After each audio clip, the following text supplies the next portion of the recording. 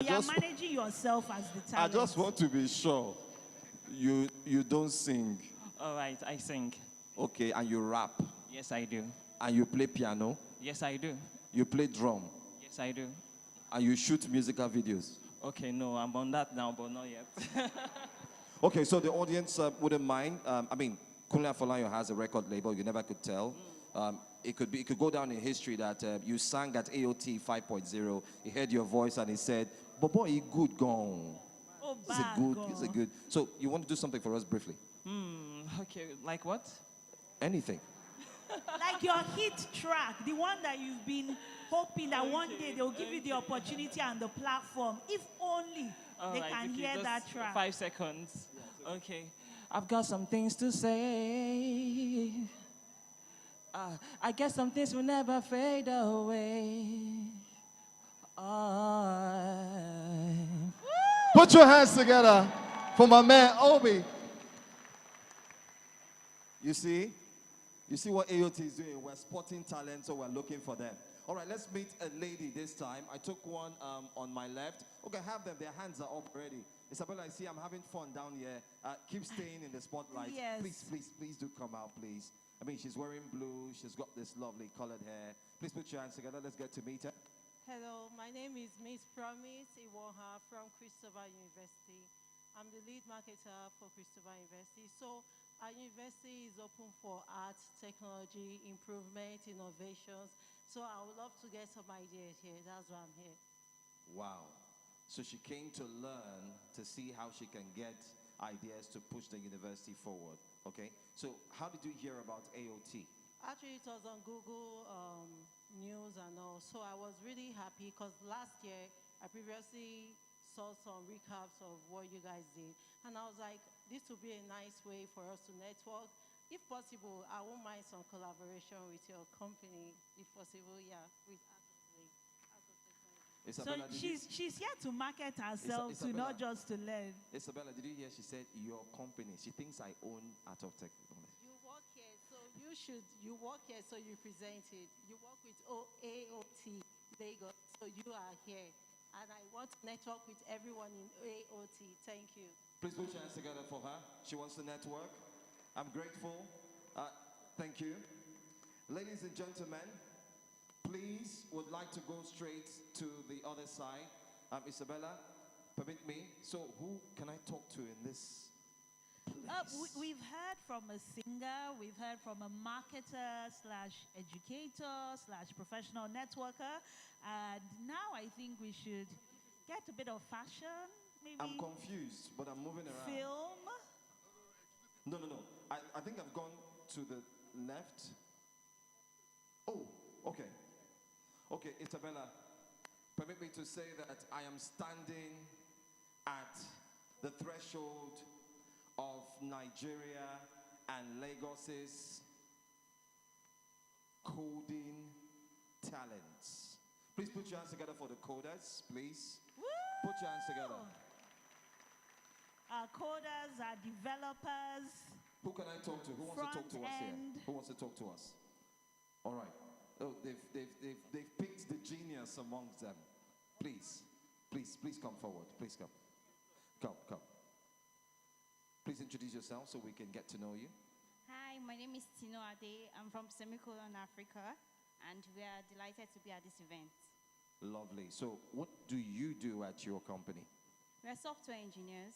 At Semicolon, we train and we build the best talent, and we are just the best at what we do, at coding, at building software, right from learning to deployment and so on and so forth. Ladies and gentlemen, please put your hands together for Simi. Thank you so much. Thank you very much. Tino Ade, okay, I got that. And just as she was speaking, we had the arrival of the executive governor of Lagos State, Mr. Governor himself, Mr. Babajide Olushola Sanwo-Olu. Please put your hands together, ladies and gentlemen. I think we can do better than that. Let's give the executive governor of Lagos State a warm round of applause, even as we're on our feet, acknowledging his arrival. Yes, indeed. It is an honor to have you, sir, Mr. Governor. We'll just allow the paparazzi do their thing as Mr. Governor settles in, and we will begin this event formally with the national anthem. So paparazzi, do your thing. Please don't stay too long taking the pictures. There'll be ample opportunities to get your photographs and to do your videography.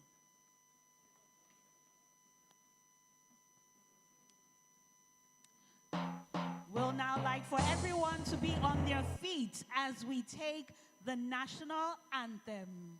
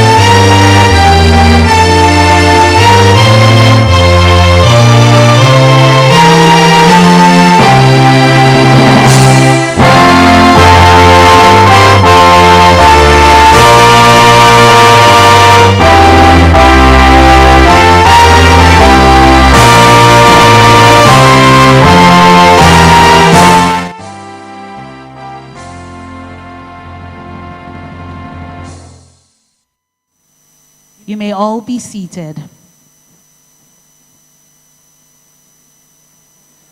Once again, distinguished ladies and gentlemen, we'd like to welcome you to the Art of Technology 5.0. It has been a wonderful day and a wonderful time that we have had, starting off with getting to feel the pulse of each and every individual who is in this beautiful venue. Without further ado, let us quickly acknowledge in our midst the Governor of Lagos State, Mr. Babajide Olusola Sanwo-Olu, who is here. Please, let's put our hands together one more time. Thank you so much. Thank you, Mr. Governor, for honoring our invitation. We also have the Honorable Minister of Communications, Innovation, and Digital Economy in the person of Dr. Bosun Tijani. Woo! We have people in the music industry here. So when we say put your hands together, we want cheers, we want applause, and if it's bossa you want to do, that's also fine. Okay, I'm also told that we have in our midst, of course, we look forward to have him just at the front row, the Deputy Governor of Lagos State, Dr. Kadri Obafemi Hamzat. Please, let's put our hands together, please. Please, let's put our hands together. Thank you so much. And next, we have our host, the Commissioner for Innovation, Science and Technology, Lagos State, in the person of Mr. Tubosun Alake. Please stand for recognition. And he's joined by other members of the State Executive Council here present. So please, EXCO members, please stand for recognition. Thank Let's you, put our EXCO hands members. together. Please put your hands together, please. Thank you. Thank you. We also have members of the body of permanent secretaries here present, especially the permanent secretary, Ministry of Innovation, Science and Technology, Engineer Mrs. Ibilola Kasumu. Please, let's put our hands together. She stands for recognition. Thank you so much. A warm round of applause. Thank you. We also have the curator of Aot Lagos 5.0, the CEO of Aot Innovation Center, Mr. Victor Afolabi. Please put your hands together for him. Thank you so much. Well, let's also mention that we also have here present government agencies and parastatals. Please, let's put our hands together for them as well. Please, let's do that. Thank you so much for taking time out to be here for AOT 5.0. Other top government functionaries as well are here. Other dignitaries invited. And as time proceeds, we will continue to recognize each and every special individual who has taken time out to join us today. So without further ado. Yes, our distinguished ladies and gentlemen here present in the hall and joining us virtually, you also deserve a warm round of applause. Let's applaud ourselves, our distinguished guests. So, the moment we've been waiting for is finally here. And this is where we begin AOT 5.0. The time for us to start is now, and without further ado, it is only right for us to listen to a welcome address. Now, this address will definitely, as it sounds, is a welcome address. It will be done by no other than... Yes, our host of the day. Please put your hands together as he makes his way to the stage.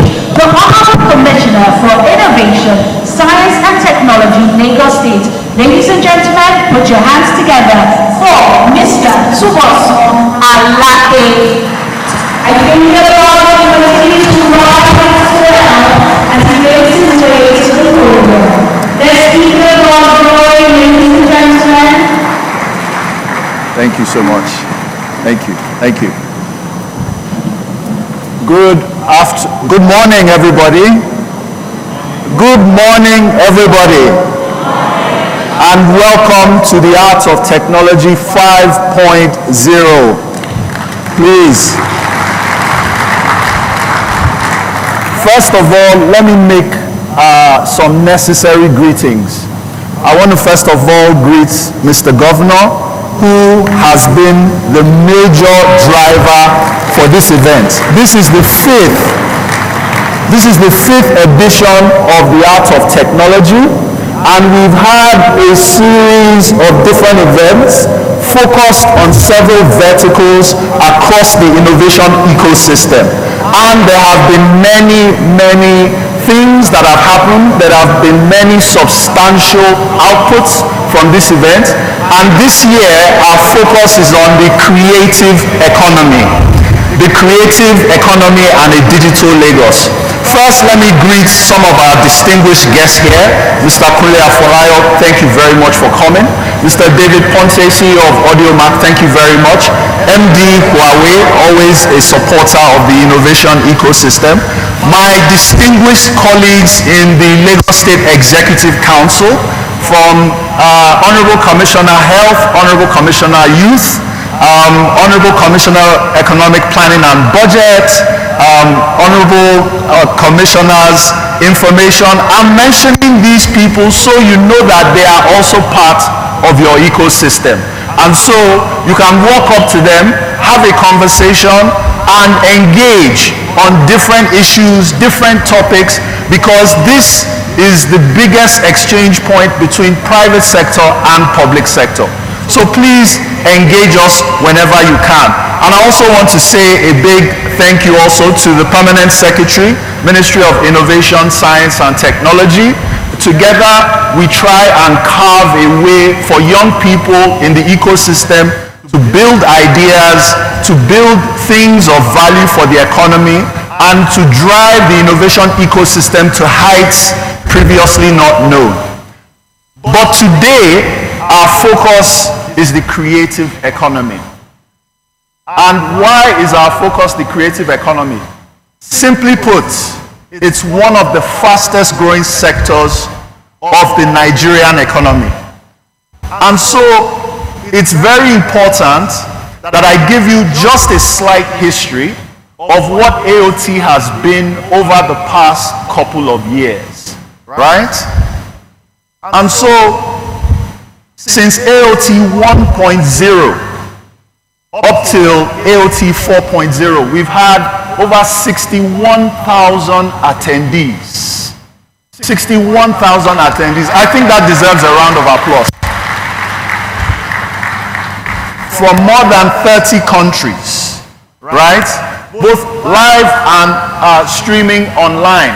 Different people interested in the Lagos ecosystem. And that is a testament to what you all are doing here, both public and private sector. There is something going on in Lagos today. And these numbers are evidence of that phenomenon. We've had over 241 esteemed speakers across different verticals, right? And so the AOT story has been one of different value matchings, different areas. Now, we've seen AOT 1.0, AOT 1.0 focused on the Lagos Innovation and Technology Master Plan. And that plan was really to see how both the private and the public sector could think solutions to a myriad of problems. In that master plan, there were 4 major execution pillars. Number 1, infrastructure. Number 2, data. Number 4, funding, and number 3, funding, and number 4, talent. These 4 major execution pillars cascaded down to tactical projects that some of the beneficiaries have experienced in this room. AOT 2.0 addressed the vital issue of Startup Lagos, chronicling what was happening in the ecosystem. And so today, the Startup Lagos platform has over 2,000 registered startups across different sectors of the economy. And so it's a place where startups can network, can be matched with other people in their sectors, and it's also a very rich startup news exchange platform where you can get the daily happenings in the startup ecosystem. It's an incredible resource, and if you are not a startup that is not registered on the platform, please go to startuplagos.net and register yourself and begin to experience the connections that the ecosystem can bring. AOT 3.0 focused on funding. And I must say, on that very day of AOT 3.0, Mr. Governor awarded more than 7 checks totaling about 50 million naira to startups.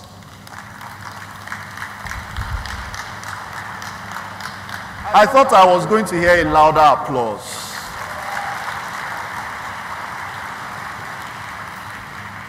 The Lagos State government, through Mr. Governor's programs, is now the largest public sector funder of startups in the nation, right? And so that particular year saw different startups bringing on board their ideas, their products, their solutions, whether at the idea stage or at MVP stage, and some of them were funded right then and there. We also brought in investors from the ecosystem that helped to resource a lot of the startups. AOT 4.0 focused on the Talent Acceleration Master Plan. I'm sure many of us are familiar with the Japa syndrome, right? For those that are not from Nigeria, Japa just means going to other places to find greener pastures. But we saw that we needed a real acceleration of our talent ecosystem. And so we launched the Talent Acceleration Master Plan in 4.0, and we are executing on different fronts, on different areas, and there's quite some success there. Now, today, our vertical is the creative economy. Why the creative economy? It's a booming industry. And the conversations today are supposed to elicit how do we use technology to boost this sector? How do we increase monetization? How do we do intellectual property protection very well? How do more conversations come out between government and private sector? And so the creative economy is significant to economic growth. And so that elicited our focus today, right? And we all know what entails in the creative sector. Music, film, arts, video games, VR, extended and augmented reality, and the list goes on. Over the past couple of years, we've seen data, right, that says that we need to do more in the creative sector. As of 2021, the creative sector contributed over $500 billion to the European economy. In Asia, they are counting on almost 300 billion. North America as well, this year is going on 400 billion. Latin America and the Caribbean are going on 8 billion. Africa is a little over this now, but as you can see, the gap is wide. And so how do we harness this ecosystem for growth. Like I said earlier, many areas that we still need to tackle, right? Establishing additional monetization channels, information sharing. If there's one thing I get from a lot of people in the ecosystem, is the lack of data. How do we build rich information repositories that would allow investors to invest in our ecosystem, that would allow startups to be able to build for purpose? How do we extend the arms or the service buses of information across private and public? How do we implement virtual court systems for exhibitions adjudication, right? How do we tackle piracy? Piracy is a big thing in the ecosystem. How do we do that? The federal government has been very proactive in establishing anti-piracy laws. Even Lagos State also has driven the Census Board, has driven the anti-piracy laws in its own jurisdiction. But how do we collaborate and co-create these additional solutions that will give people creating value in the ecosystem that, yes, this is a sector I can invest in. And of course, making the frameworks, the legal frameworks clear. These are the conversations that will be had today.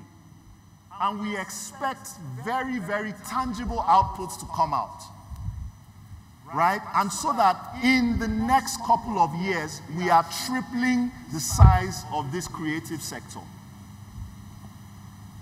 Now, I just want to share with you some of the things that Lagos State has done and is doing in this sector to be able to drive additional growth across creativity and innovation and technology.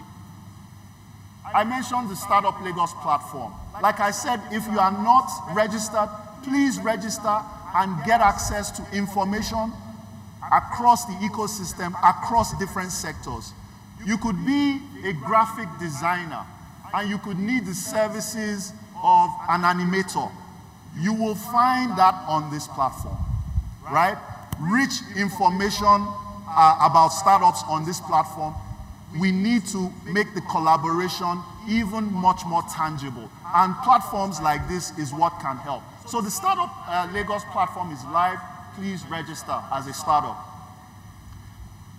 50,000, we want to train 50,000 Lagosians in deep tech, right? In areas like DevOps, cybersecurity, artificial intelligence, network. Of course, in the creative sector, graphic design, animation, audio programming, very, very important area, and software engineering. These are some of the goals we have to be able to enhance the value of this ecosystem. The creative sector needs all these experts. They do, right? Because when you look at AI now and what it can create, right? The possibilities are endless. And so this is a program that we are implementing together with private sector partners to resource great experts within the creative sector, right? We have a program called EcoVention. What do we do in EcoVention? We have global roadshows for startups in the creative sector and in other sectors to showcase their products to international investors. Now, these roadshows have happened in Lagos, in Dubai, virtually, San Francisco. And what we do is we try to put people that have very, very solid ideas, that have businesses that can enhance different sectors across international investors. We also partner them with companies abroad that can give them an export-oriented mindset. And of course, there are partnerships where if they want to establish in a particular country for export or for exchange, we help them through the EcoVention program. And this year, we took over 12 startups to the GITEX Roadshow in Dubai. About 4 received investments totaling almost $200,000. And some are in conversations worth over $5 million in investments in their cap table. Well, I think some people are not listening. Because if you were, you would look out for the EcoVention call out by February next year. so that you can have a chance to showcase your own ideas to international investors across the globe. Now this is a particularly important implementation we are having in Lagos. Through Mr. Governor's own dedication to the startup ecosystem, in 2019, we formed the Lagos State Science Research and Innovation Council. This council has been responsible for funding over 60 value-creating startups across different sectors in agri-tech, in fintech, in construction tech, circular economy and climate change. Companies like Price Pally, as you know, an e-commerce agri-tech company, received some of their first funding from LASRIC, and now they have 28% profit margin in their sector. Right? Companies like Farms to You, Moon Innovations, these are some of the companies that have benefited from LASRIC's grants. And last year, we started the first public sector venture fund. Now, this fund is supposed to help startups at the very grassroots level to give them their initial runway for them to scale. And of course, we are partnering with private sector players to be able to resource some of these startups. We have other programs in the sector as well. LASRIC has been responsible for funding over 70 research and development initiatives across universities. Ladies and gentlemen, if we do not create, we will not be taken seriously. R&D is a very, very instrumental tool, instrumental process in creating unique solutions in our ecosystem.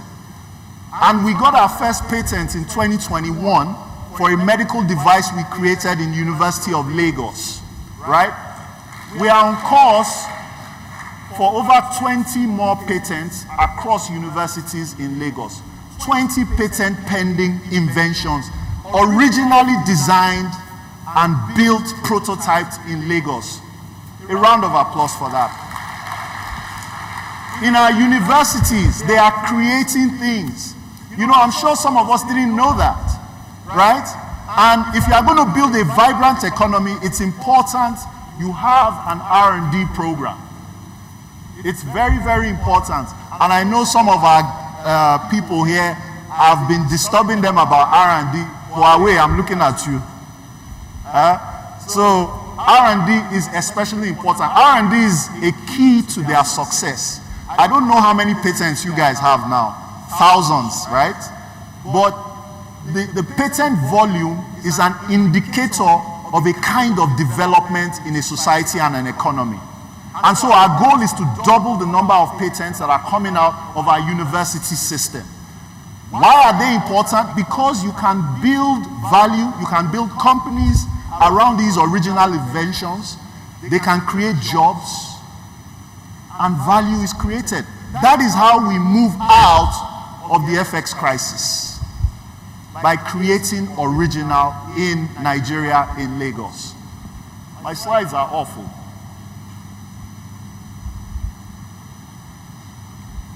Okay, great. We have a 4-year strategic plan for innovation and technology in Lagos that cascades down from our 30-year strategic plan in Lagos. Now, we address many areas of interest, from legislation, from the Lagos Innovation Bill, to the different areas of government digitization that will enhance citizen and government collaboration and communication. And please, there are many, many areas.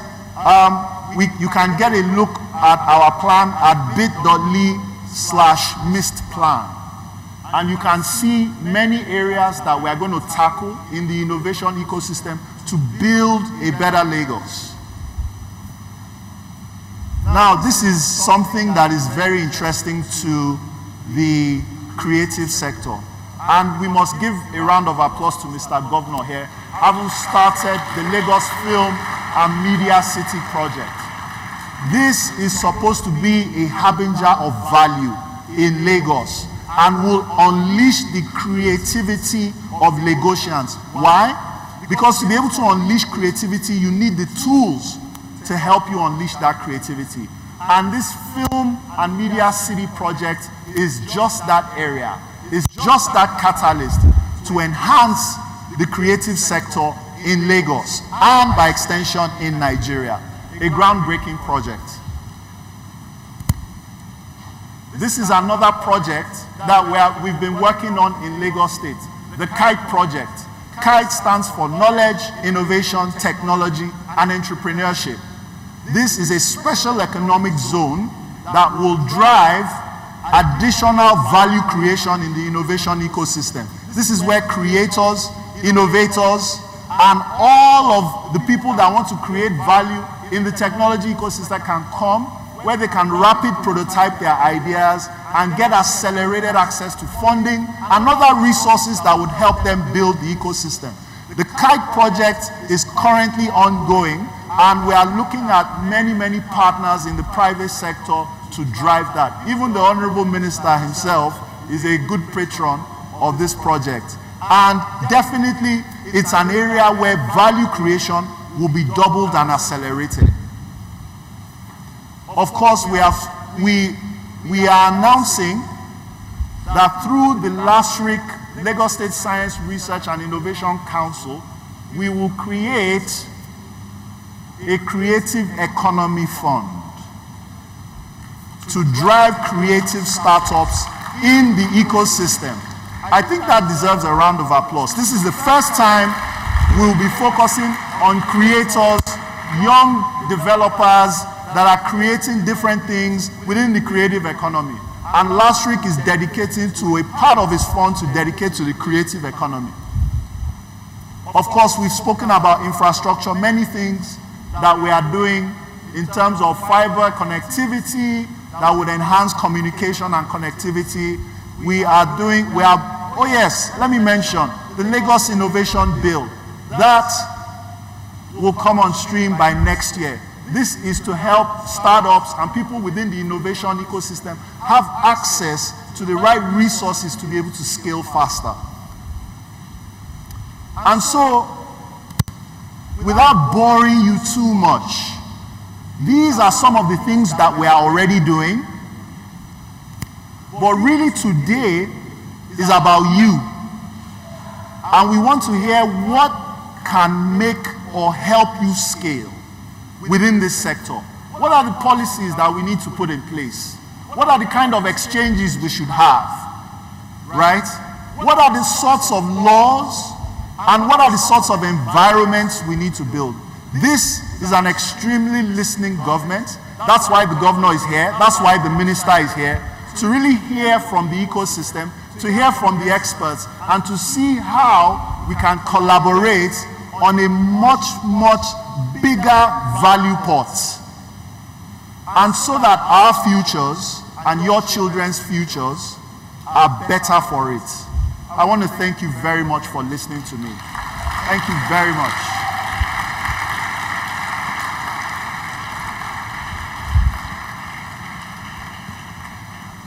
Ladies and gentlemen, I'm sure we can do much better. Please put your hands together one more time for the Honorable Commissioner of the Ladies and Talent. Thank you, Mr. Tuboso Alake. Thank you. I'm sure we got the blueprint and, of course, clarity on where we're going with Aot Lagos 5.0. Well, for those who have been looking forward to download the brochure, please go ahead to your browser and check aotlagos.com/brochure. aotlagos.com/brochure. If you see it, please go ahead and download it so you can follow through, all right? Great welcome address we've heard. Well, at this point, I'd also like to thank our sponsors who have made this possible for us to be here as well. I want to thank you for being here. And by the way, we also have one of the sponsors, the MD, Huawei, Nigeria Enterprise Business. Please put your hands together for Wu Kui. Please stand up for recognition, please. Thank you so much. Thank you. All right. The next special guest to come on stage to talk to us is one many admire so much. Well, guess what? He is an accomplished entrepreneur and business leader. He is also a pioneer in the African startup ecosystem, and he has been instrumental in driving innovation and fostering the growth of tech startups across the continent. He is a co-founder and former CEO of Co-Creation Hub, CC Hub, the leading Pan-African Technology and Innovation Center in Nigeria, in Kenya, in Rwanda, and in Namibia. If I continue, time will fail me to run through his profile. Distinguished ladies and gentlemen, without further ado, please put your hands together for the Honorable Minister of Communications, Innovation and Digital Economy, Dr. Bosun Tijani.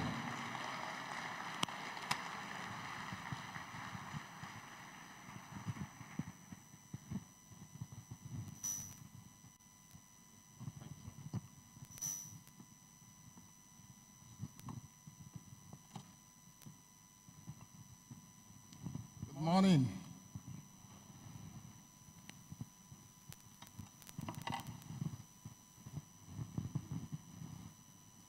The Executive Governor of Lagos State, His Excellency, Governor Babajide Sanwo-Olu, the Deputy Governor, Dr.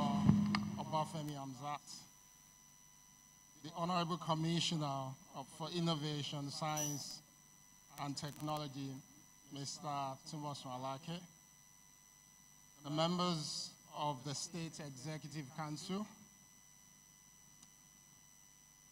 the Chair of the House Committee on Innovation, Science, and Technology, Prince Sheyi Lawal, the members of the State House of Assembly, the Permanent Secretary, Ministry of Innovation, Science, and Technology, Engineer Bilola Kasumu, the conference curator and CEO of Eco Innovation Center, Mr. Victor Afolabi, all senior government officials present, all keynote speakers, and delegates, distinguished ladies and gentlemen. Good morning again.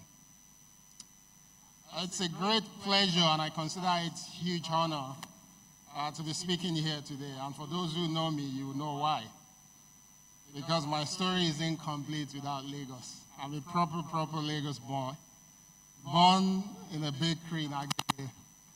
So for most of you who eat Agege bread, that's been part of my story since I was a child. Also, if you know me, you probably know that the story of technology innovation in Lagos is incomplete without Bosun Tijani.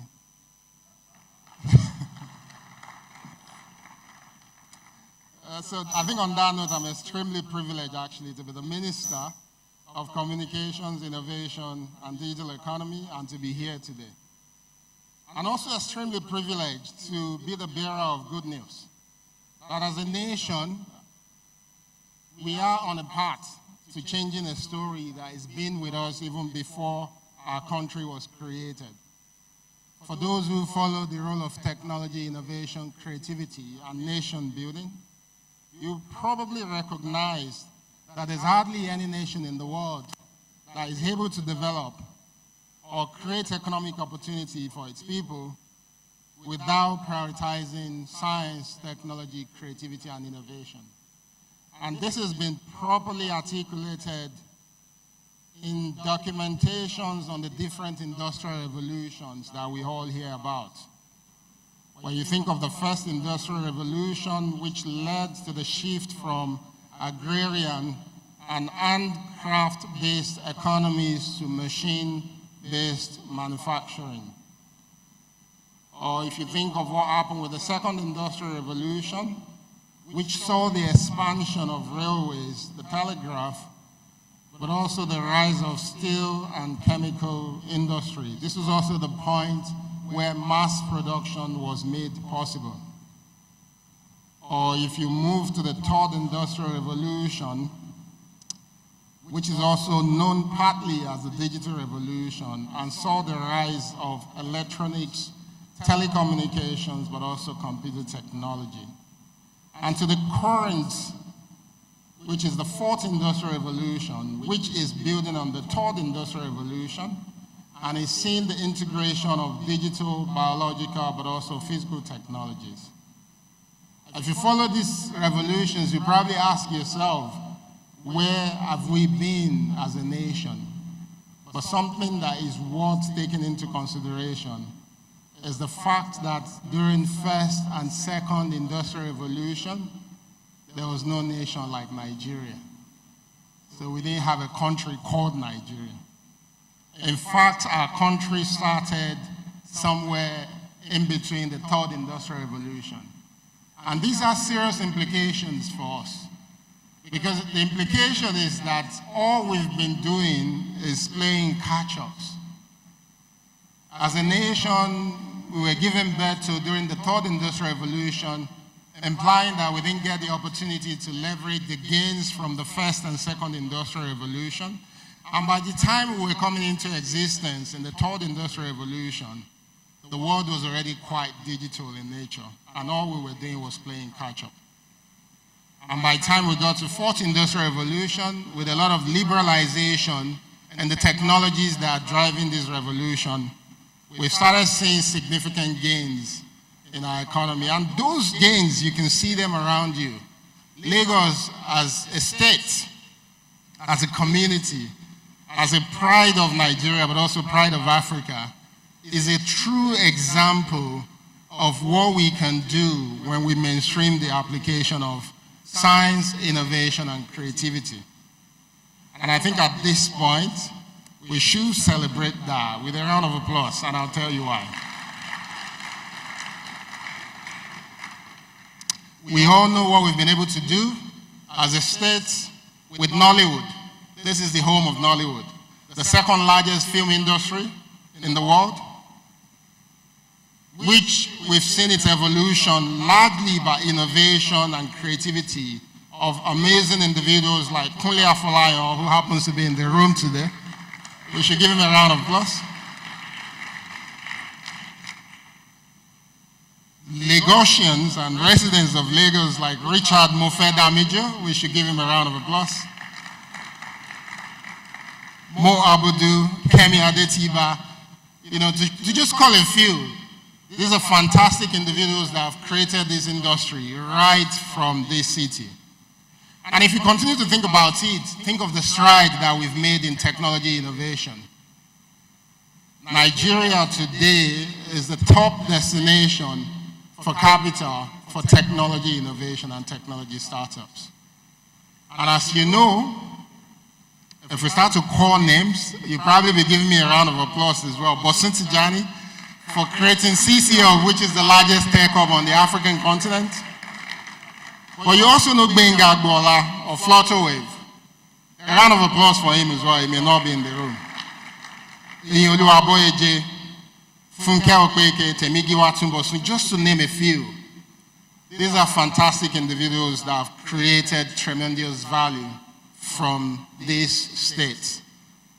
And when you start to think of it as well, despite all the challenges and the fact that we're late to the third and the fourth industrial revolution, through innovation, creativity, and technology, Lagos is home to one of the most vibrant entertainment sector industry in Africa. We've seen what we've been able to accomplish with superstars and legends like Fela Kuti, Wizkid, of course, Burna Boy, Tiwa Savage, Thames, and of course someone who is very special to me, Ashake. A round of applause to all these individuals for what they've created. And of course, we have one of the legends in the room as well, Obi Asika.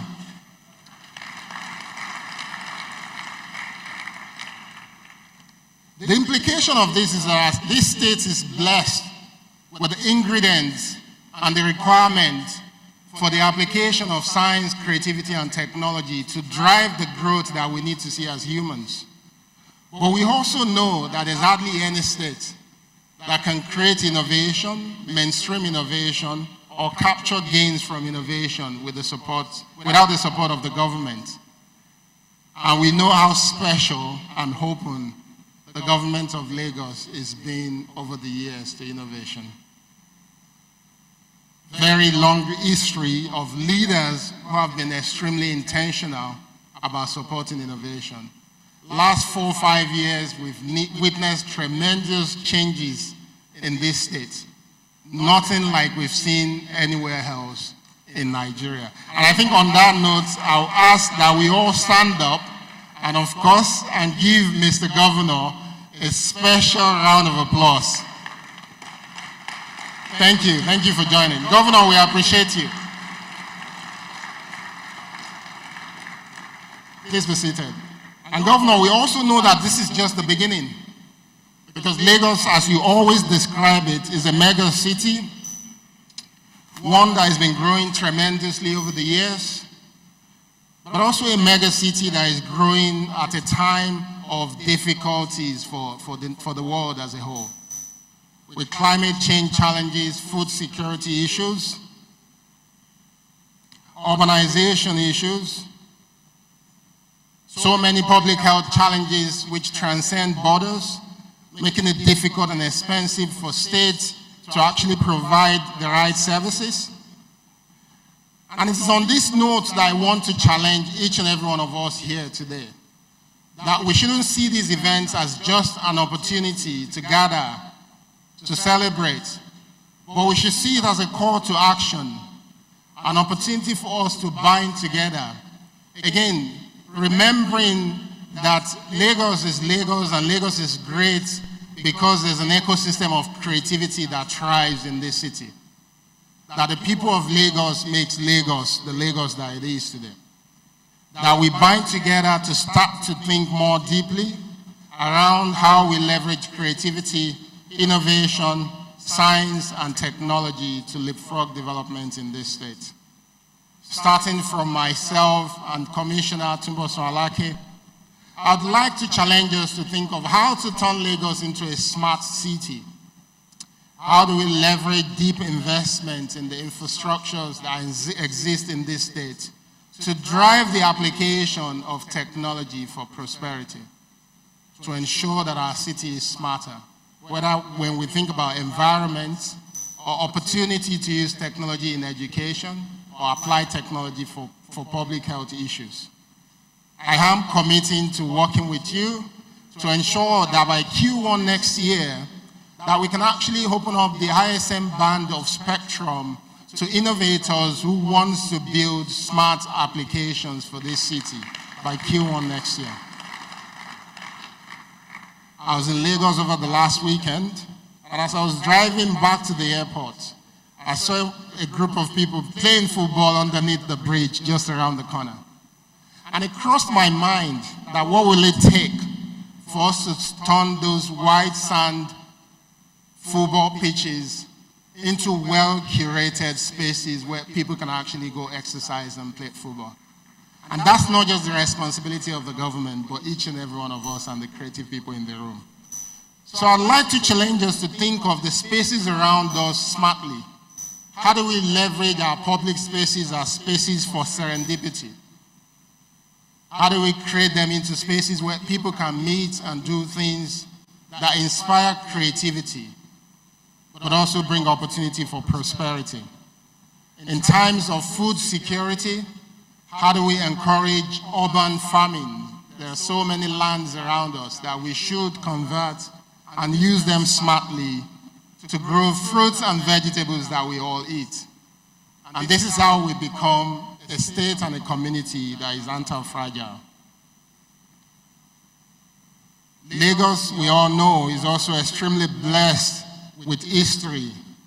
How can we leverage technology, creativity, and innovation to raise the level of tourism activities in this state? Again, this is not just the sole responsibility of government, but each and every one of us. For those who know, Lagos, when it comes to education, is one of the leading states in the application of technology to drive better learning outcomes. But there's still so much more we can do. And the challenge is on all of us to find ways to use technology to improve learning outcomes and its application. Most importantly, Lagos is surrounded by a significant body of water. And as a country, we still import the significant portion of the seafood that we consume. If I have the privilege to do what I did again, I'll set up a tech hub, which is solely for fishermen. A space where those who want to go into fishing can actually come and access the best technologies in the world to be able to explore the economic opportunities on our body of water. And by doing so, reduce our dependency on importation of seafood. I hope there's someone in the room who is challenged by this core that Lagos can actually feed when it comes to fish and seafood, that Lagos can feed the entire nation, but also feed a significant portion of Africa as well. But we can only do this if we prioritize technology. Ask yourself, do you know anything about the fishing or fishery sector in Lagos State? What do you know about it? The fishermen you see, how much of innovation and technology goes into what they do? The only way we can drive up the growth and the prosperity we want to see in our nation is through creativity and innovation.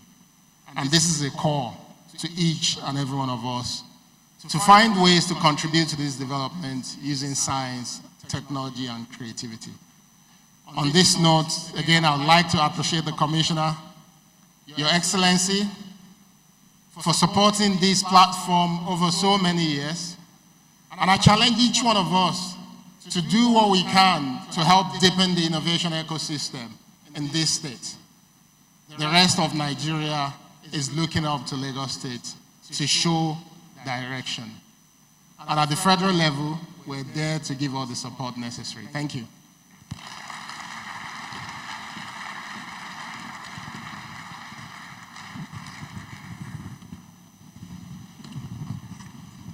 Once again, I'd like to say, ladies and gentlemen, we can do better. Please, let's put our hands together for the one and only Honorable Minister of Communications and Innovation, of course, the digital economy, Dr. Bosu Tijani. Thank you. I'm sure we got some points from what he said, right? Did we pick out any one or two aspects that you really enjoyed? Well, I did. And I remember that he's a lover of Ashake. But of course, who doesn't love music? I remember a video I saw of the Lagos State Governor dancing, and I was shocked. I said, wow, if they put myself and the Lagos State Governor on a dance competition, I may lose. It shows truly that the digital economy, and most importantly, the creative economy, is in all of us. And that's why we're having this conversation. If you have not seen what the hall looks like, I would ask the camera to please show you what it looks like. And as you see it, please put your hands together, please. Please. Can you see the crowd? This is the future of Lagos, the future of Nigeria, the future of Africa. So thank you. I want to thank all for coming. It is now time for us to go to the ecosystem-driven innovation, transforming the creative economy of Africa. I'd like you to please watch the screen.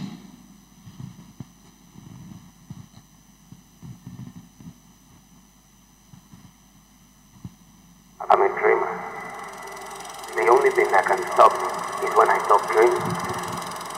Every dream I've had, I've always achieved it. The top Nigerian director, Kunle Afolayan.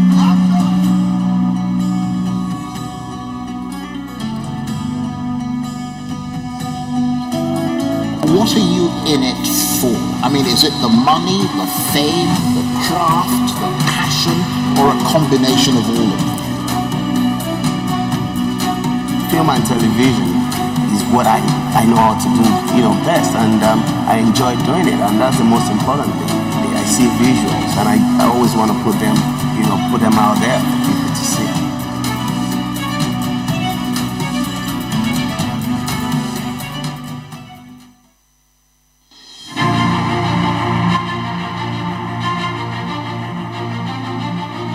Yeah, We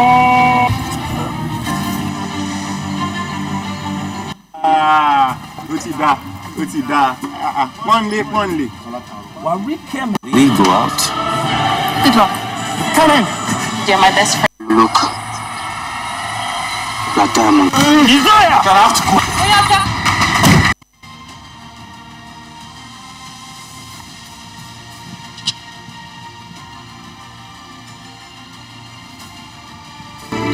Wait, stop passing shit anyway, no?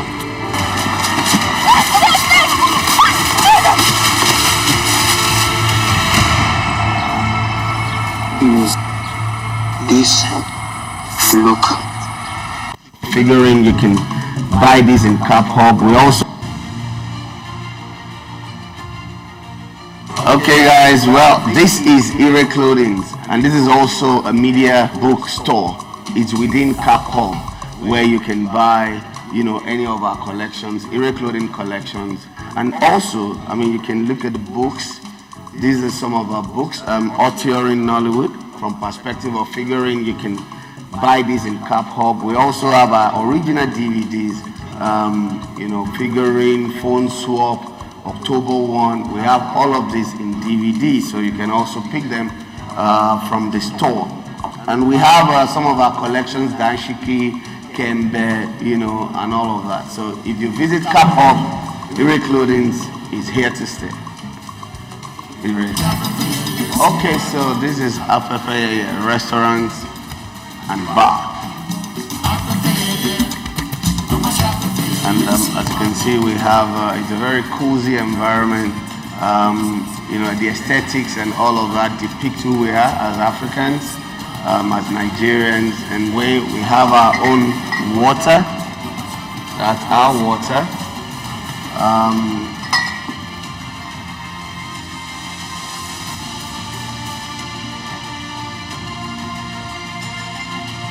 There's nothing like cold beer, and that's what I say to people. Cheers.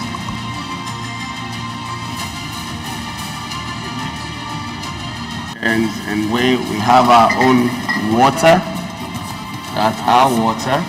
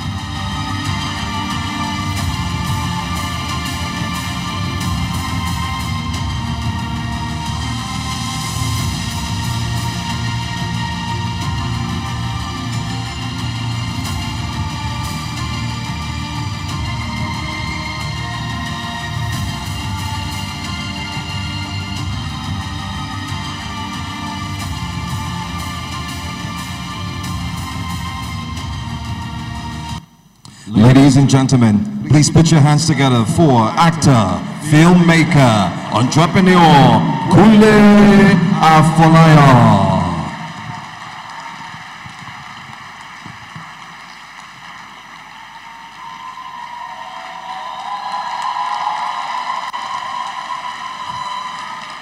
Okay, thank you. Ekaro. All right, good morning, Mr. Governor. Excellency. Honorable Minister, permit me to rest on existing protocol. Anyway, I'm not in government, so protocol is really not. Anyway, Ekaro.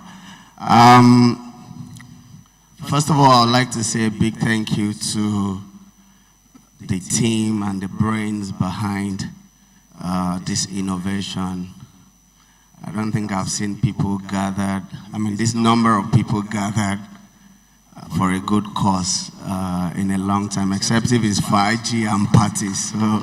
So this is a good one. Please, let's give it up for the organizers of the event. Thank you.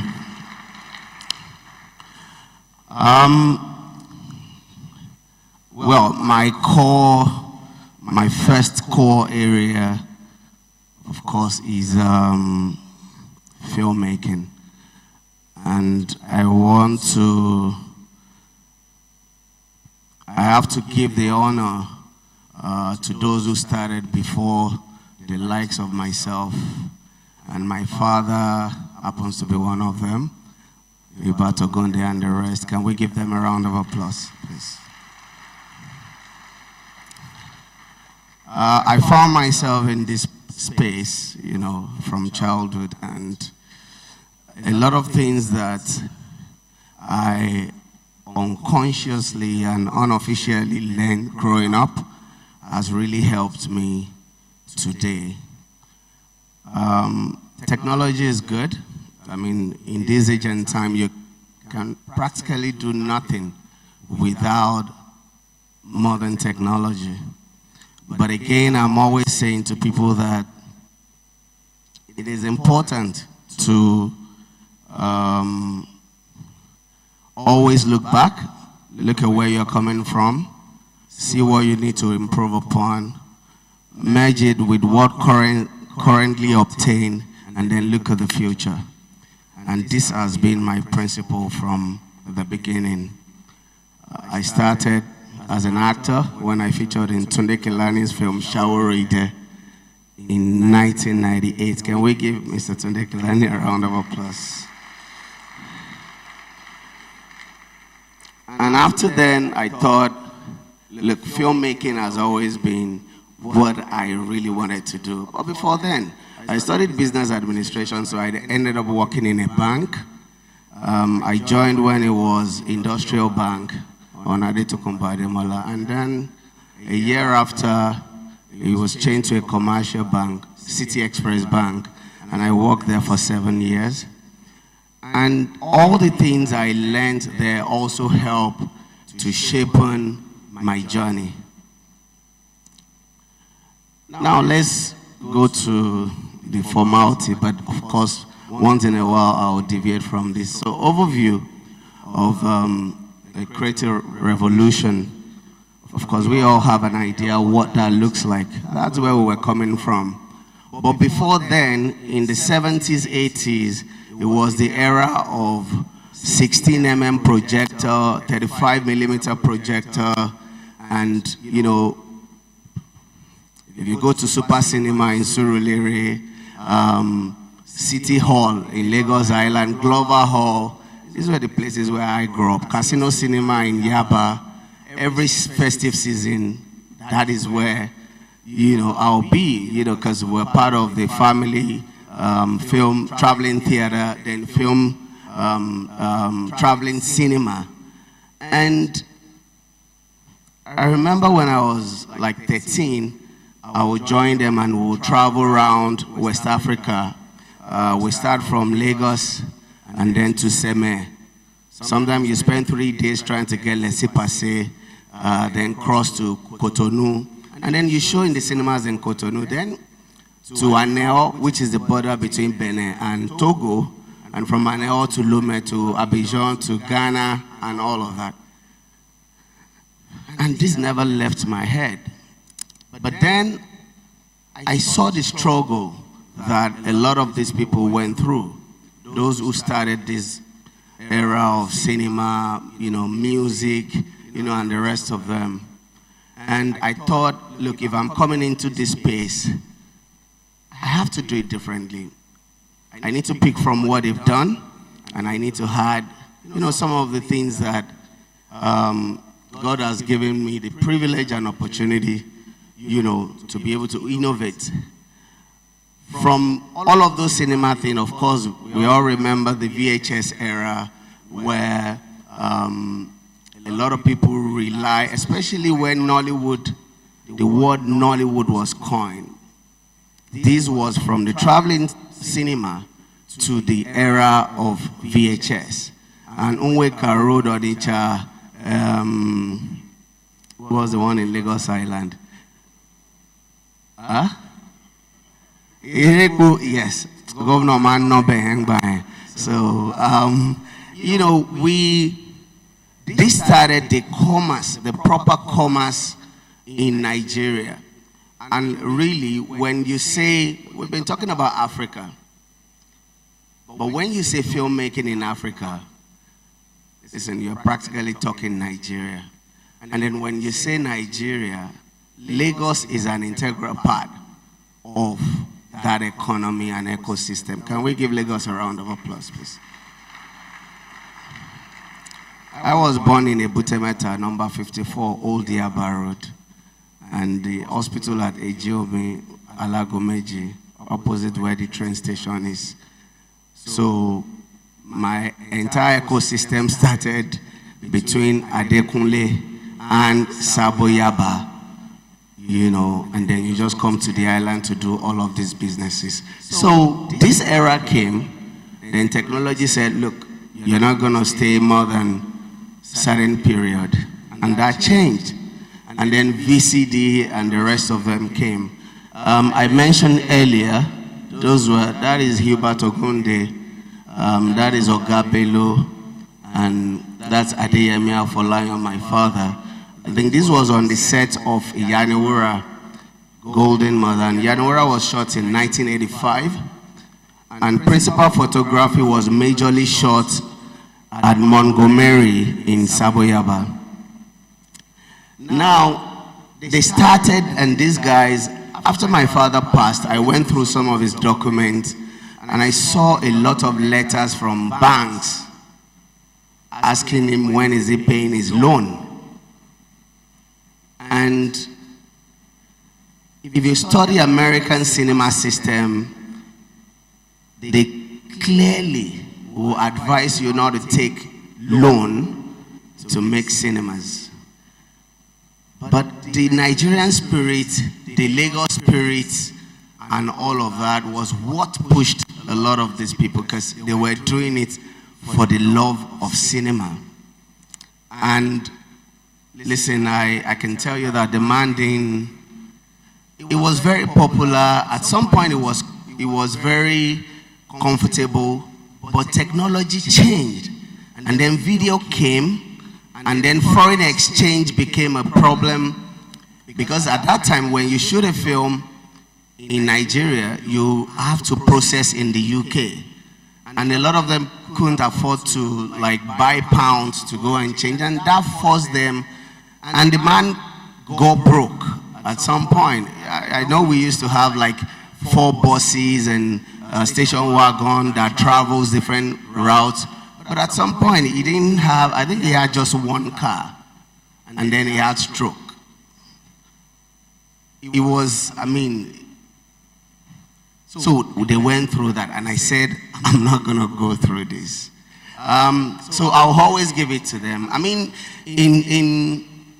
when you go to film festivals in Africa, especially the Francophone African countries, there's a huge difference between what we do as Nigerian, because of the entrepreneurial spirit, and what they do over there. A typical filmmaker from Cote d'Ivoire, from, you know, most of the Francophone country will never use their personal funds to make film. They rely on grants and funds from Europe. And that is why an average filmmaker makes 1 film in 5 years or 10 years in Cote d'Ivoire, Togo, Benin. But in Nigeria, an average filmmaker is also an entrepreneur. And like I said, this started from way back. The likes of Ogunde and my father were the filmmaker, they were the publicists. They were the distributors. They had their own projectors, you know, and all of that. But technology has helped things to change. We're going to get there. Yeah, challenges. Inadequate infrastructure, funding limitation, intellectual property issue. I was tagged some time ago as a tribalist because I screamed when October 1 was pirated. But after then, of course, a lot of people also, you know, fell victim, and then they realized it wasn't anything personal. It was because we all must put hands together to fight this thing. When it comes to funding, of course we have funding limitation, but look, I'm not a fan of sucking up to government, but I can clearly say government has really tried in their little ways. During the time of Goodluck Jonathan, there was Project Nollywood Act, and a lot of people were supported. Now, did they use the money for the right cause? I don't know, but I know that money were given to people who wanted to do distribution, who wanted to make film, who wanted to do, you know, but we're still where we are. And of recent, Mr. Governor set up a film fund, and I happen to be one of the,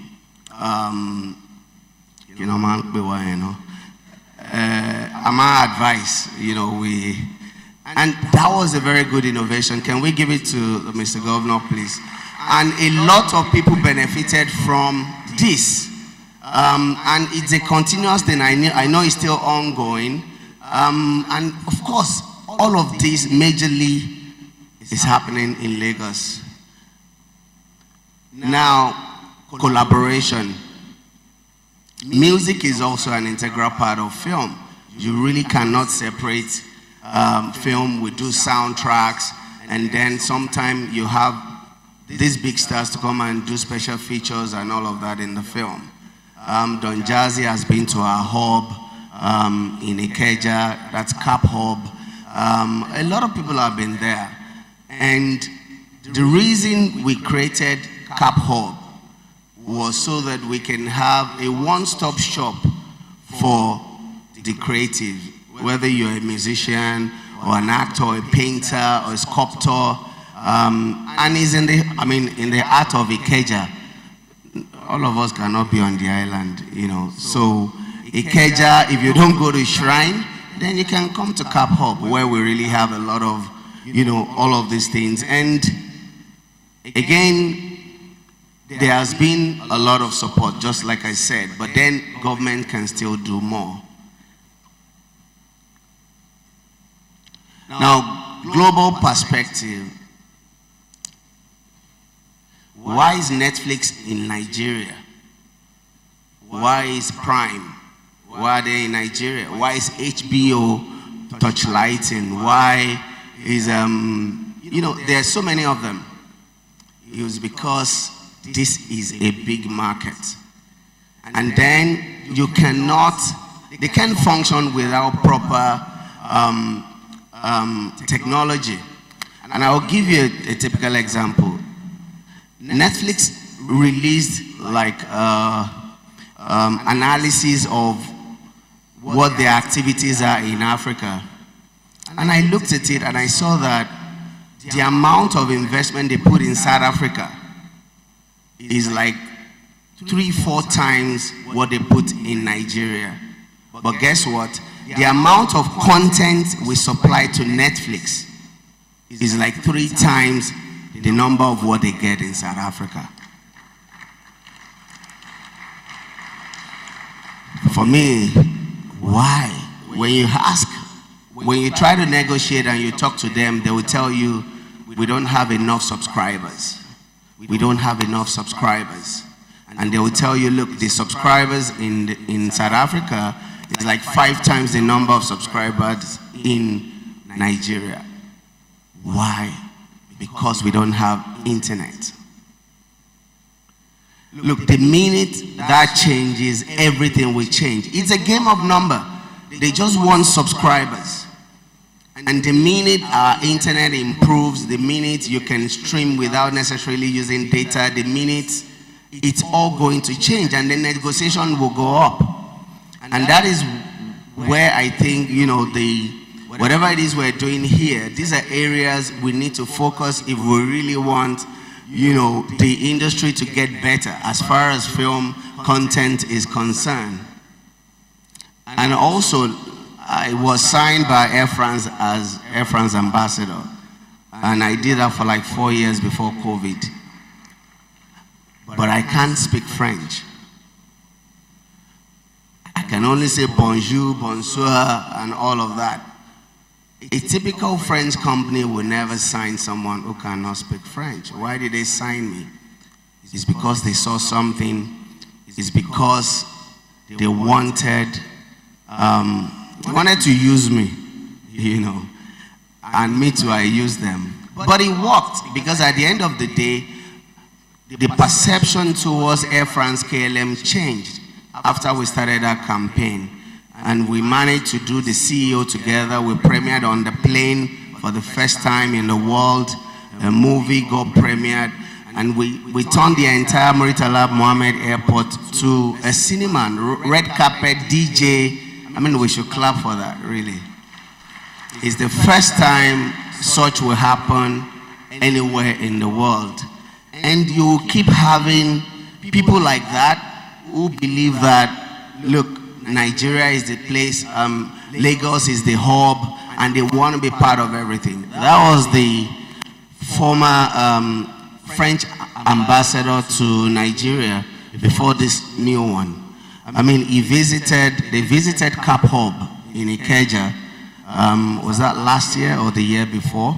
After then, the French Deputy High Commissioner, a lot of these people, you know, come around because it's a one-stop creative space, and they really would love to associate with something that is positive and also promote mutual benefit. So it's not like they are giving or they have, it has to be win-win for them to also want to be in such space. Leveraging technology, digital platform for creative, and I said this before, we all know Lai Wasabi, right? So if you know Lai Wasabi, can you just wave? Good. I didn't know Lai until mid of this year. What happened? We have an academy. We have Cap Film and Television Academy, and we're trying to get influencers who can help to, you know, promote the academy. Mr. Macaroni did something. Bimbo Ademoye did something. And one of the head of marketing team said, there's a guy like Wasabi. Well, what does he do? And they showed me the guy. I said, what can this one do? You know, me, I thought the guy is using juju, because if you watch his video, I don't know, his personality is funny, naturally.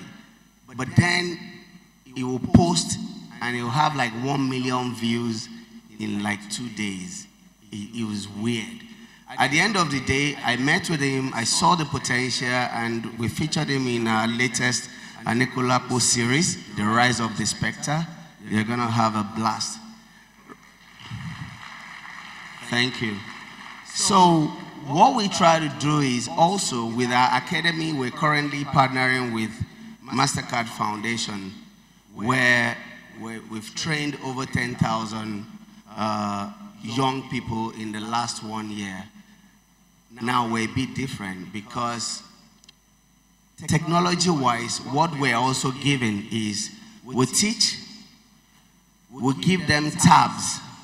We manufacture and customize tabs, and then we give them data to run the tab. No film school is doing that in Nigeria.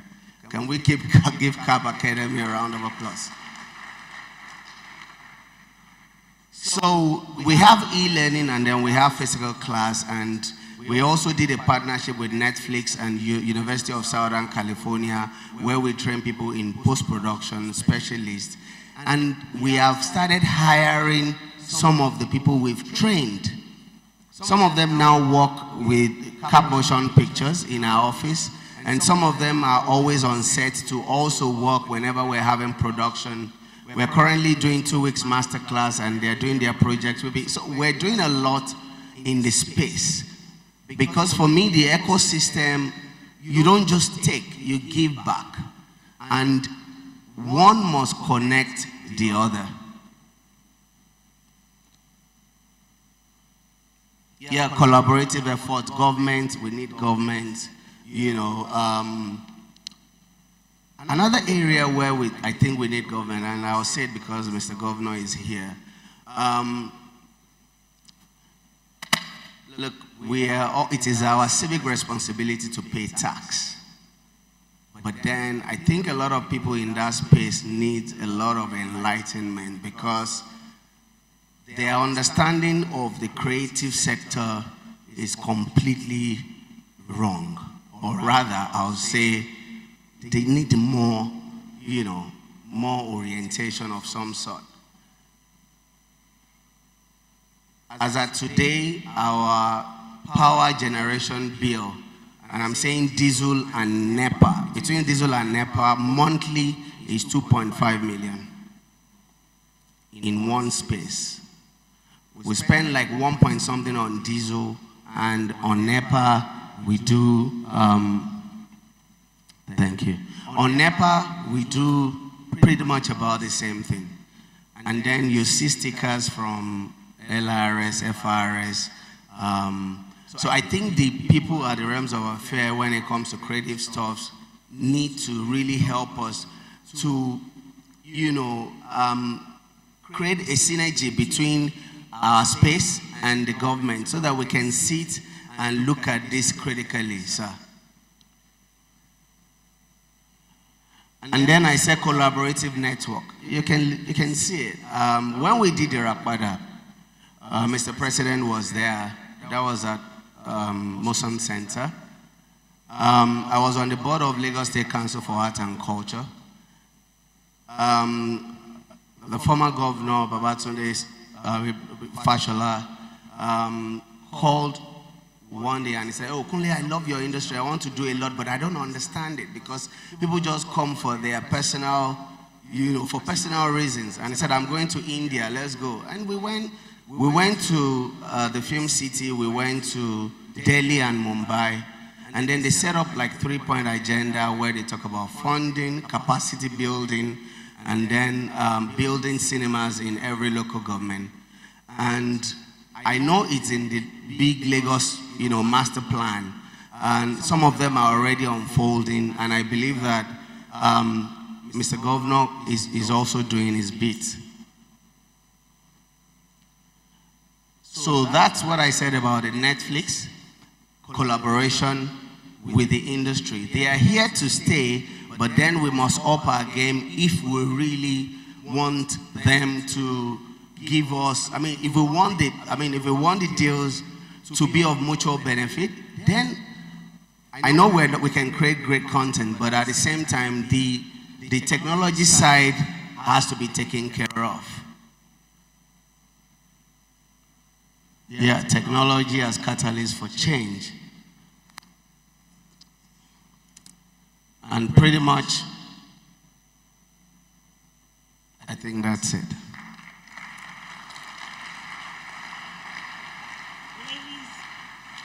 Ladies and gentlemen, I think we can do better than that. A warm round of applause for our first keynote speaker, Mr. Kunle Afolayan. Next, we have a presentation by the chief host. And one thing I'll tell you about Mr. Governor is that he always prioritizes technology. In his themes agenda and his themes plus agenda, technology has always been a priority.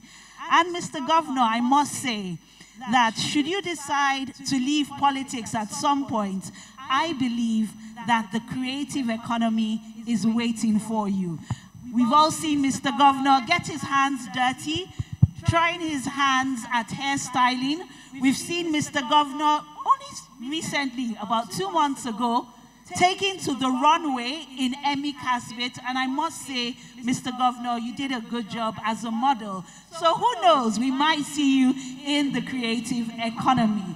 Ladies and gentlemen, for a governor who's not afraid to put his money where his mouth is, for technology, for the creative economy, please, I'd like you to fix your eyes on the screen, even as we give him a warm round of applause. Our chief host is the Executive Governor of Lagos State, Babajide Sanwo-Olu.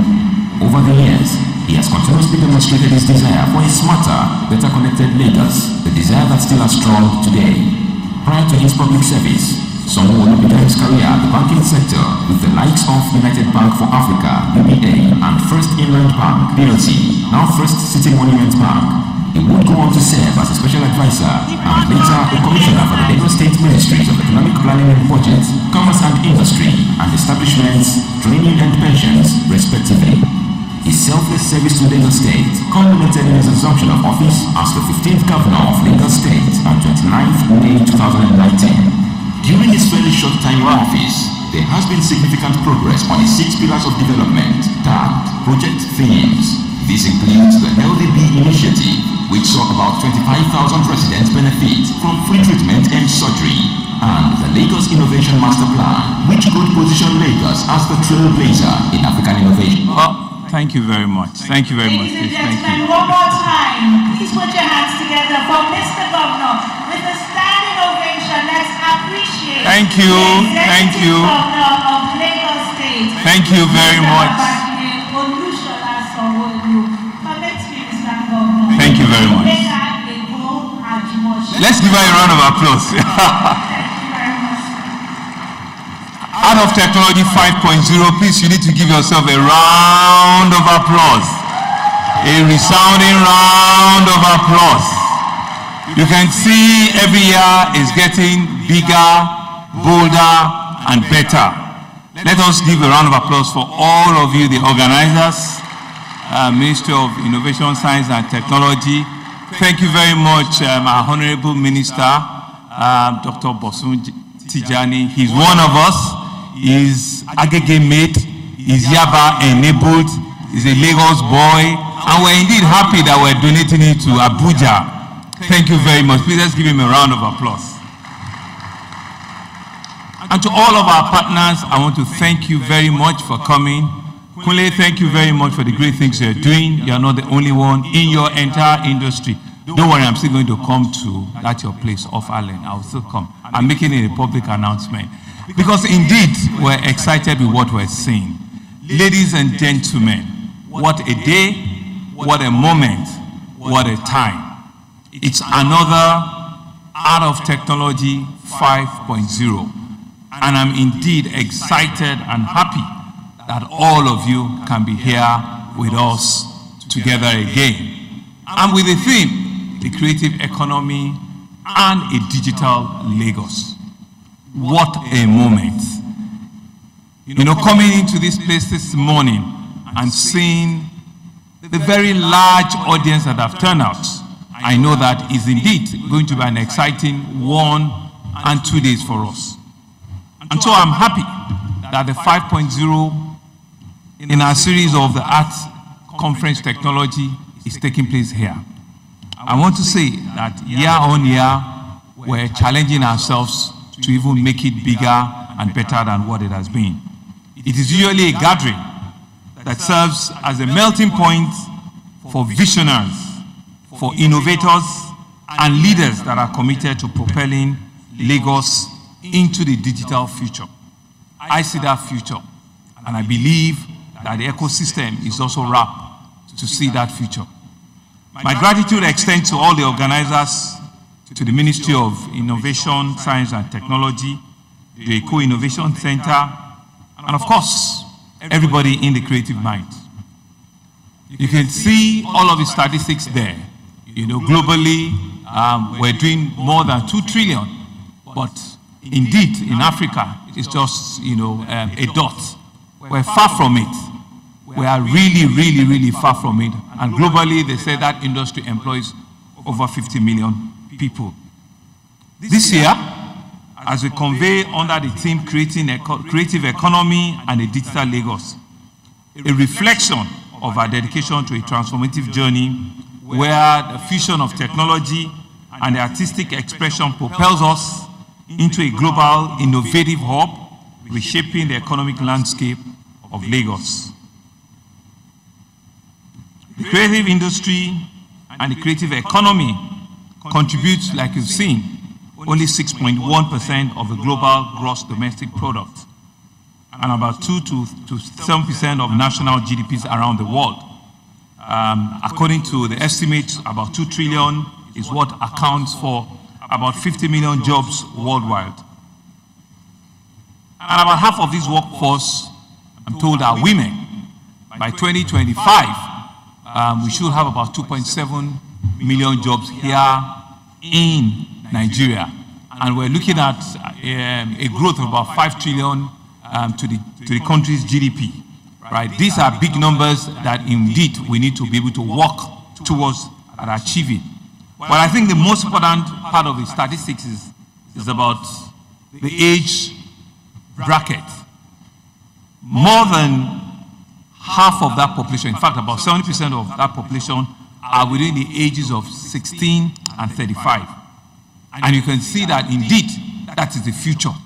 And I'm happy that the demography that we'll also have here reflects a lot of people that are under 40, than beyond 40 like myself. And I want to thank all of you for coming out here today. So let's give yourselves a round of applause. And from that industry, the television and visual arts, I'm told, makes the largest of it in the creative zone. Whilst visual arts and music are the largest industries in terms of employment. In the Nigerian context, the Nigerian creative industry is positioned as one of the country's largest employer of labor and the potential of even doing more, which is almost 2.7 million by 2025. And additionally, to create business, it is set to be able to generate about 5 trillion that I mentioned. The study also finds that the creative industry employs about 4.2 million across all the 5 sectors.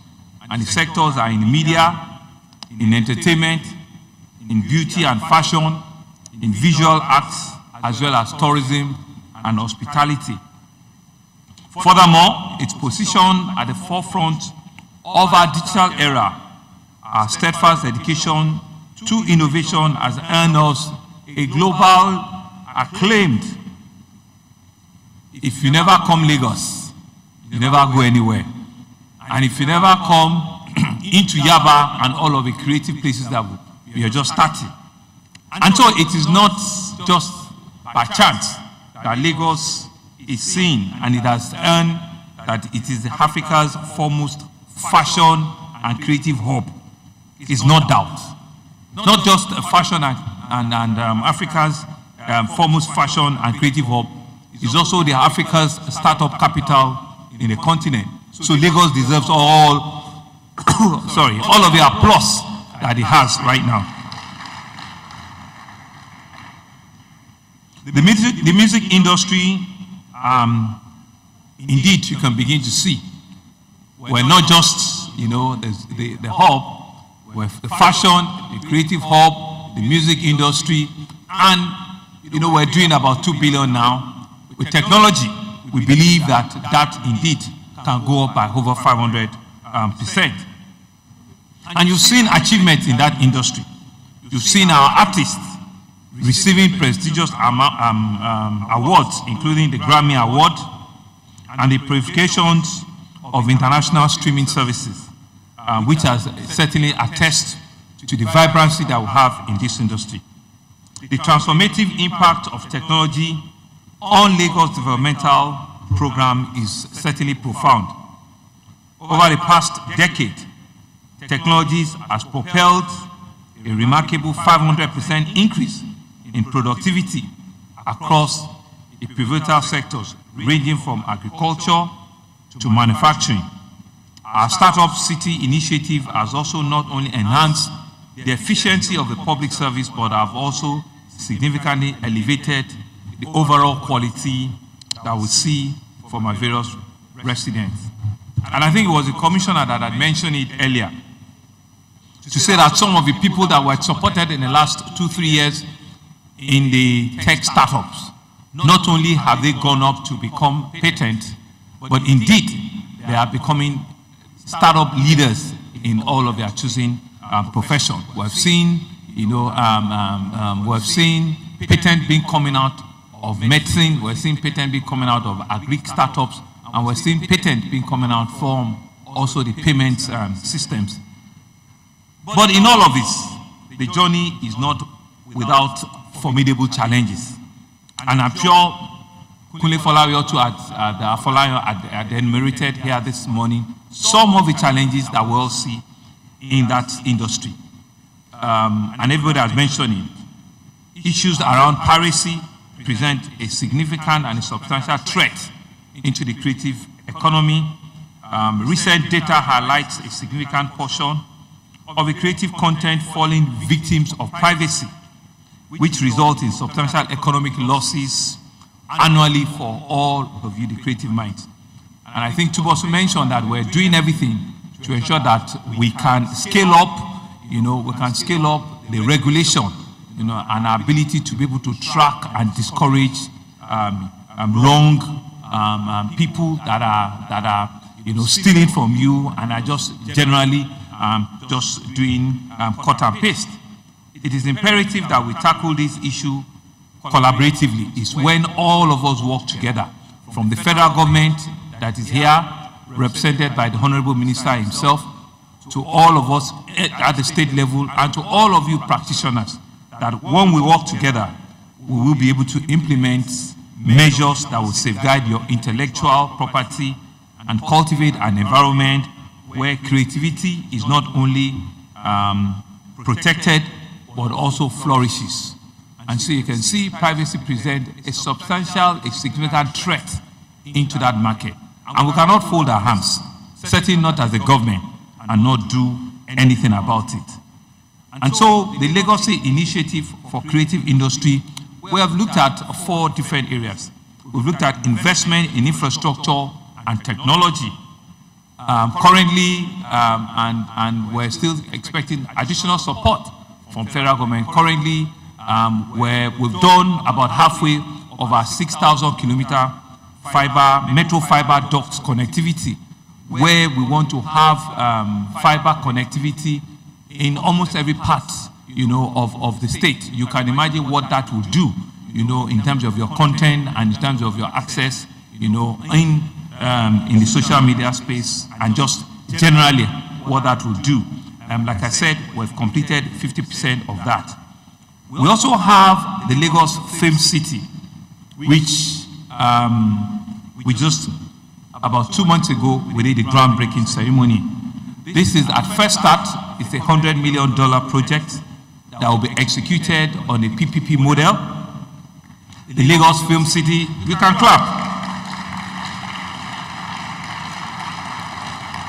The Lagos Film City is conceived as a comprehensive entertainment industry campus and film lot. It will take, credence from the likes of Universal Studios in Hollywood, and the facility will provide not only living and working spaces for filmmakers, for writers, for musicians, for marketing professionals, and all industry personnel, fostering the realization of the creative idea. It won't be far from what Kunle Afolayan was showing us, but we'll probably just do it bigger, bolder, and better. We will collaborate. We'll ensure that we're not far from the reality. We'll create, an engagement with you where, your people in your industry they don't need to go to South Africa for sound check. They don't need to go to outside the country to go and check, the content and the output of. That's all what we want to bring in, back into our own space here, and be able to do all of these things here. All of our musicians, they don't need to begin to go and, recheck their videos or something. Once we have, a campus like this, it becomes a place where all of you can see as a pride. It must also have a university content, You know, Kunle and all of us are doing so many things, are training and retraining and training and retraining, but we must have a location where, you know, all of you in this place can call home and you can see. So we envision that it will be an industry hub for also tourist destination. So the film city will feature fully equipped state-of-the-art sounds, you know, stages, workshop, films, and everything around the creative industry. Some of you were part of us at the groundbreaking ceremony. It's a 100-hectare piece of land, and we're committed.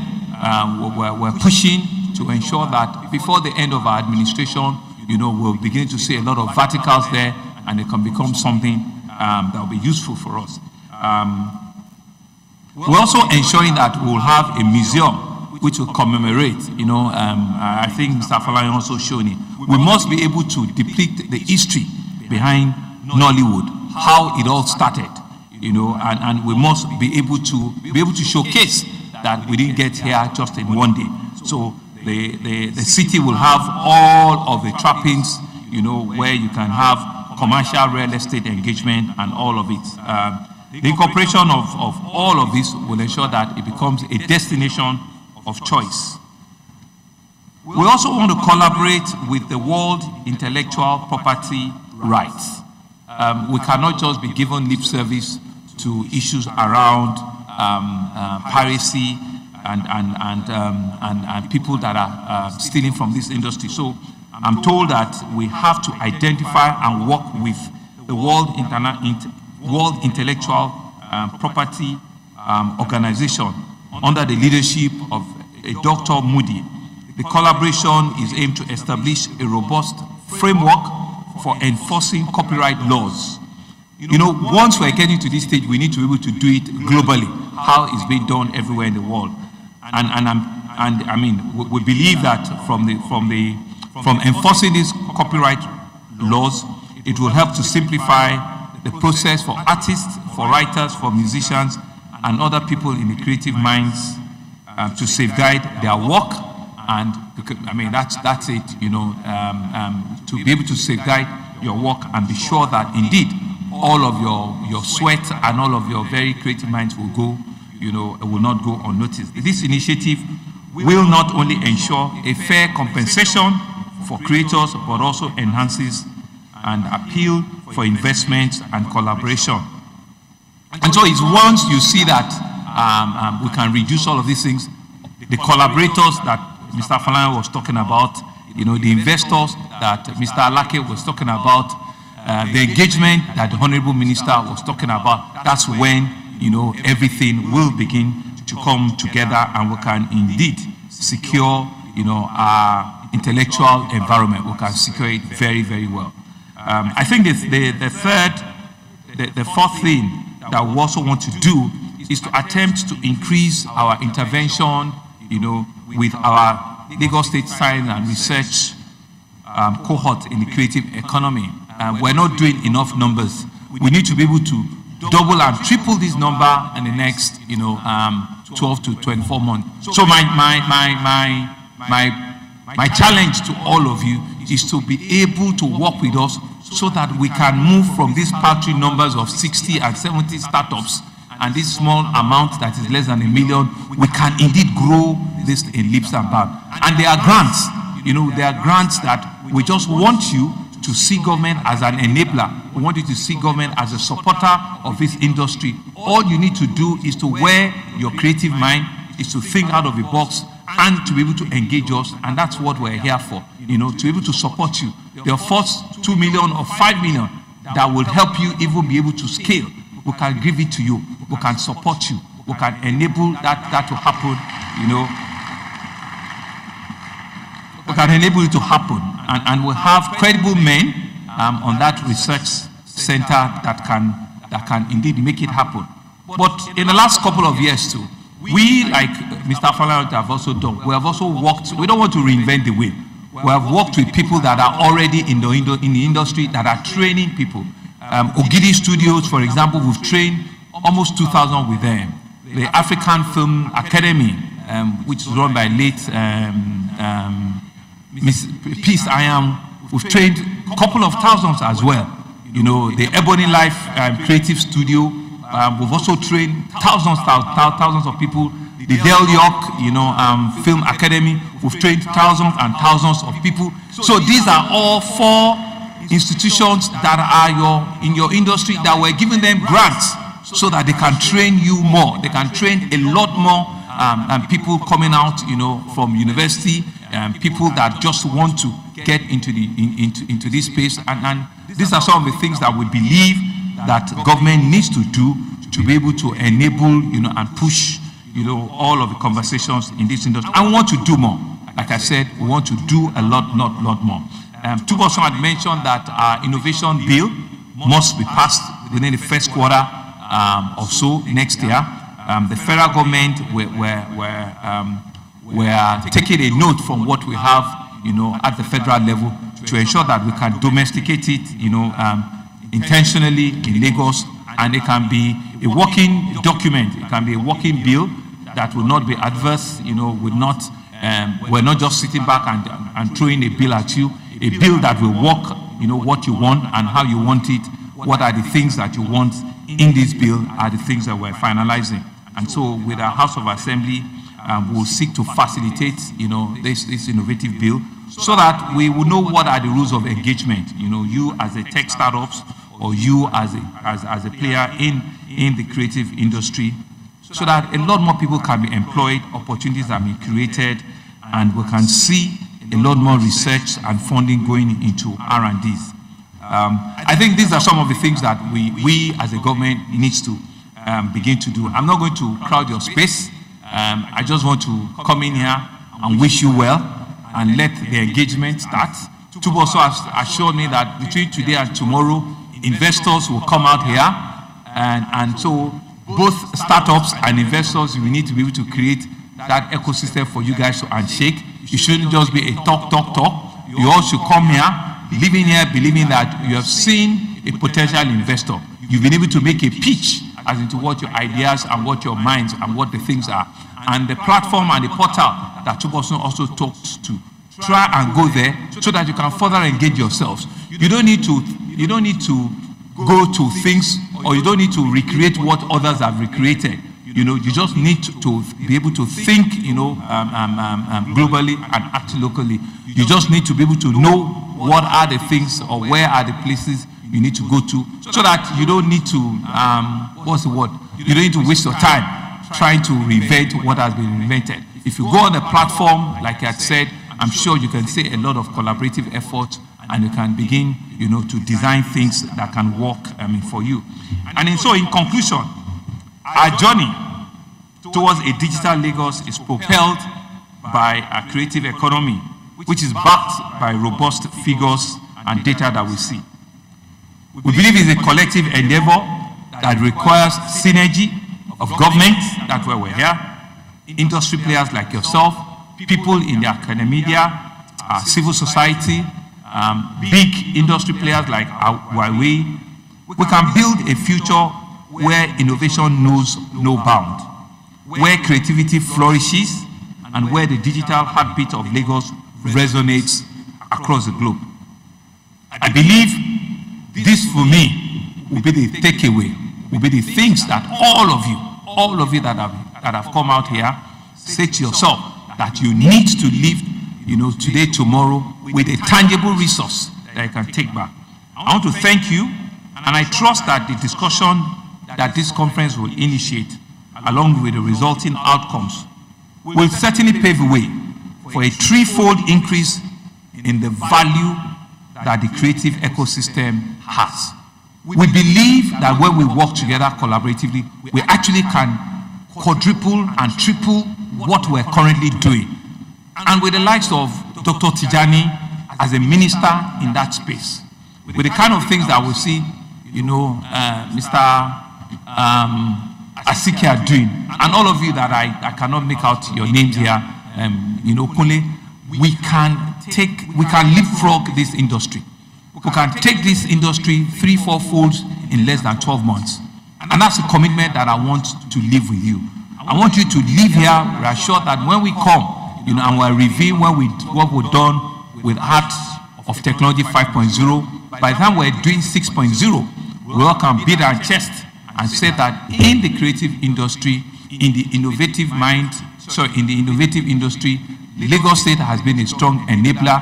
The federal government has created the opportunity for us, and we industry players have seized and utilized the opportunity that has been created so that we can indeed build an economy and build an ecosystem that all of us will be truly, truly, truly proud of.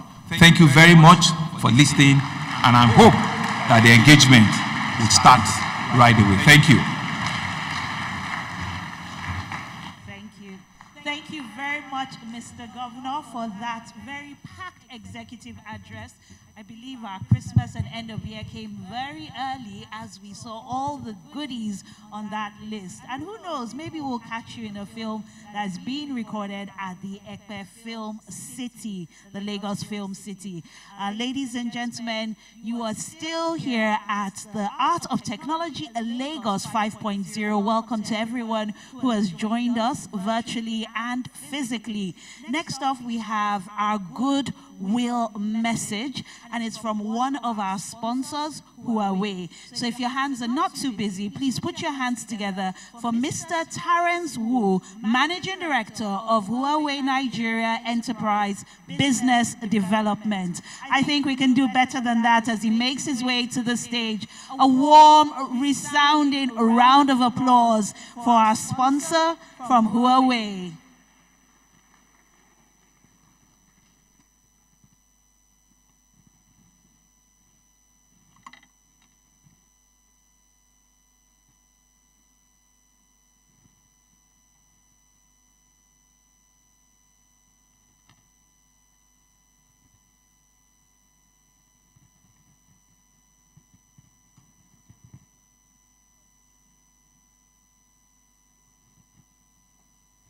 Sorry, can we have the clicker for the presentation?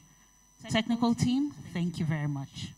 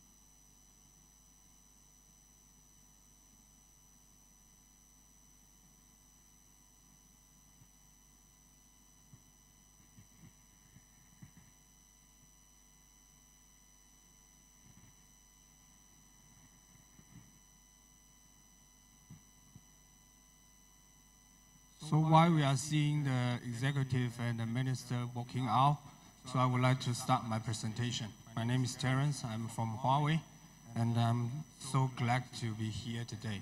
So distinguished guests, ladies and gentlemen, I'm really happy to be here to attend the Aot Lagos 5.0 today and to share some of our Huawei views and experience in the creative economy and the digital Lagos. So I can see that my costume today is a little bit, it has nothing to do with the fashion or creativity. So I hope that through this event I'm going to gain some sense of the fashion and the creativity, and I can show up next year with another face. So we have been talking about the industry revolution a lot, and we can easily find that every round of the industrial revolution is accompanied with the energy revolution. And the information revolution, which has been taking place for over past 50 years, actually has been preparing our world to a new development. And the energy industry and the information have successfully reshaped our economic models from agriculture to industry and to today, the digital economy. And in the future, we will find ourselves in an intelligent world, the intelligent world that where the fifth industrial revolution will fledging out, and the concept or the idea of the metaverse is seeing wide application, and the carbon neutrality is gradually becoming reality. So intelligent and the widespread use of the information in the real world allows us to converge the virtual and the physical world, and thus make resource and energy more efficient. So meanwhile, the digital transformation is built on the legacy previous industrial revolution. We can't say for sure that all 4 rounds of revolution has been complete everywhere. So I believe every country, every entity need to design its own digital transformation strategies to based on their unique circumstance. So what kind of digitalization can bring to us the benefit? We can see 4 types of value from it. The first one for the social value, by exploring a diverse range of digital applications, countries can improve their governance and their citizens' well-being with better healthcare and educations, and move closer to achieving the sustainable development goals. And for the economy value, investment in ICT has been proven to significantly boost the economy. Digitalization can revitalize the traditional industry and increase the output, while the new digital industry drive economic growth. Countries with better digital capability are more likely to become more competitive regionally or internationally. And what's more, the data show us that for every $1 spent on ICT, the GDP can grow up to $3.5. This multiply effect is more salient in the developing country. And for the industry value, in addition to the boosting revenue and the cutting the cost in existing industry, digitalization has the potential to create an entirely new industry, drive structural reforms, and promote industry upgrade towards quality in development. And last, for the business value, we can easily find that digitalization can be an affordable way for business to improve their efficiency by improving their solution, their management skill, their process, and more. And the business can also monetize their new digital capability by enhancing existing products and services to generate more revenue. So, in order to accelerate the development of digital economy, we need strong and consistent policy support. And the digital public infrastructure is the foundation to enable the innovative technology to be utilized across different industries. In terms of the policy, both Ministry of Communication, Innovation and the Digital Economy and the Lagos State have published the strategic plan to support the digital transformation clearly. So from this strategy, innovative technology has been emphasized, such as big data, artificial intelligence, Internet of Things, and the blockchain and etc. So this innovative technology will be the fundamental or the foundation to support the industry, the digital transformation for all this industry. For example, the government, the healthcare, the education, as well as the media and the entertainment. So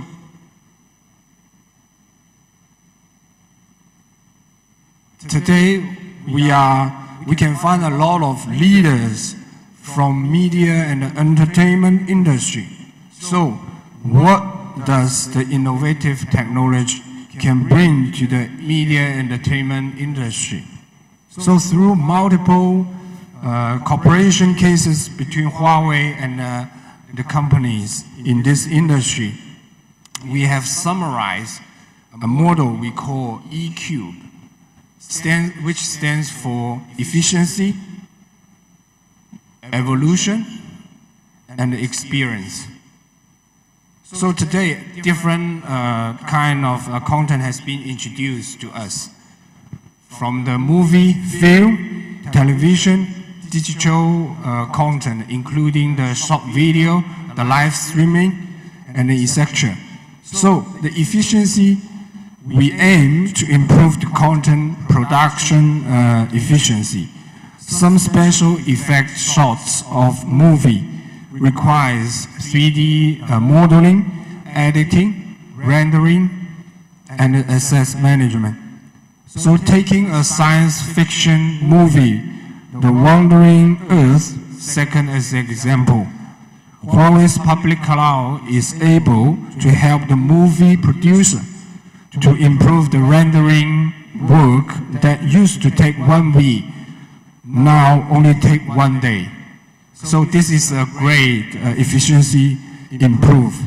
And for the content distribution, ultra low latency, high definition is the basic requirement currently, and we are looking forward to see more and more innovative experience coming. The integration of 4 dimensions of the smooth and high concurrency technology will help us to realize the ultimate user experience. And some of the TV programs or shows are now adopting the VR technology to realize the function of self-view, and the user can experience 3D vision directly without glasses. And for the content consumption, evolution is also very important and happening across the whole industry. So from the professional content, which requires expertise, requires a very senior, skillful designer to produce, but now we are seeing that currently the very popular content, which we call the AI, generate content, is getting more and more popular, as well as the virtual digital human, which is also be introduced to the industry, to the people. So this all triggering a new explosion of media content, which will attract more users to consume. So moving forward, in order to boost the create economy and accelerate the digital transformation for Lagos, collaboration of stakeholders from different industry need to be strengthened. We can see from these slides, we need the fundamental research, we need the application, we need the basic infrastructure, we need all the industry to contribute to the digital economy, or we call it the creative economy. And then eventually we are able to achieve the strategic plan of Lagos State. So as Huawei, from Huawei side, we are committed to increase investment in innovative technology such as big data, AI, IoT, and etc. And we will also work more closely with our partners from various industries. to build a reliable digital public infrastructure. And we look forward to play a more proactive role in the journey to Lagos SIMS Plus strategy to achieve a better and more digital Lagos. So once again, thank you very much for listening, and enjoy the rest of the event. Thank you.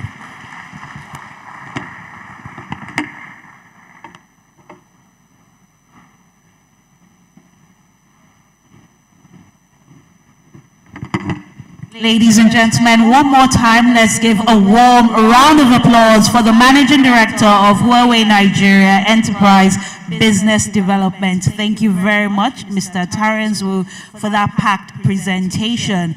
Now, for those of you who are wondering how to get access to the Aot Lagos brochure, you can bring out your mobile phones and type aotlagos.com/brochure.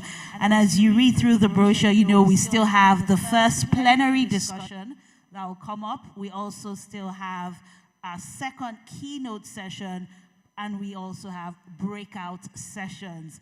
I'm just looking at the first plenary discussion, and I'm quite happy about it. It has to do with monetizing the creative economy, leveraging technology, and it will be started with our lead discussant, Mr. Opeoluwa Filani, the general manager from Showmax. I'm just looking at Showmax, and I know I can't be the only one in the room who is excited that Wura Season 2 is back.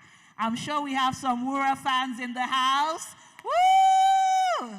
Yes, we're always so excited when it comes to local content made by us, for us. And I'm sure this is going to be a packed discussion as well as plenary session. So at this point, our sponsor videos will roll out even as the stage managers prepare the stage for the first plenary discussion. Multimedia, please cue the sponsor videos, and can we have the stage set up for our first plenary session?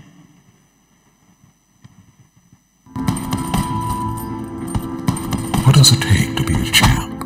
What does it take to win it all? It's discipline, hours spent honing those skills.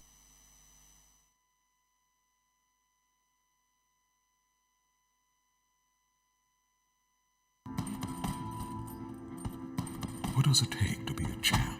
What does it take to win it all? It's discipline, hours spent honing those skills. You train, you punch, you skip, you run, you fight and keep fighting. It's sweat, tears, and blood. A lot goes into being the greatest, but the most important thing is risk. They say no risk, no reward. But with over 50 years of skill and discipline, it's a risk worth taking. Take on life's risks confidently today when you choose ICO.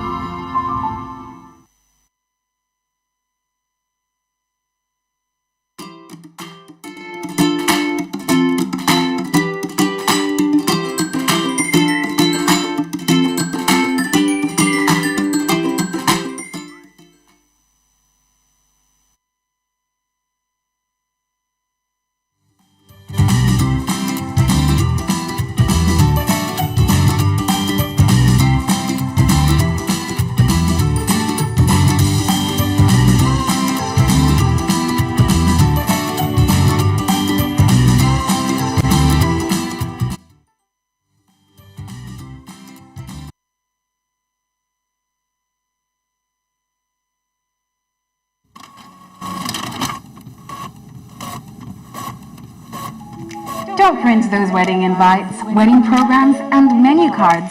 Here's why. Event budgets are skyrocketing. But Livet can help you save costs. Livet helps you distribute unique digital invites, manage access, distributes digital programs, and share pre- and post-event pictures with your guests at a fraction of the cost of printed invites. Here's how it works. Upload your guest list. Guests will receive invites that include a unique access code via text message and WhatsApp message. Your guests will also receive a pre-recorded phone call in your voice, notifying them of the invite sent via text and WhatsApp. Upon arrival, invited guests will be verified using the unique access code sent to them or a state-of-the-art facial recognition system. Doesn't stop there. Guests are also able to find their way using our Google Maps integrated direction system. Talk about stressless. Save money, use Live It.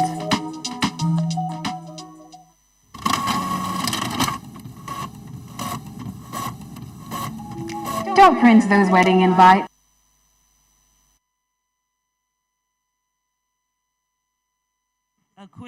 A quick announcement. Please, can we have the AOT Lagos judges move to the left of the stage? There's a young gentleman waiting to usher you to the AOT Lagos deal room. So can we have all the AOT Lagos judges make their way to the left of the stage as a gentleman who is waving his hand, I believe. Yes, please wave your hand.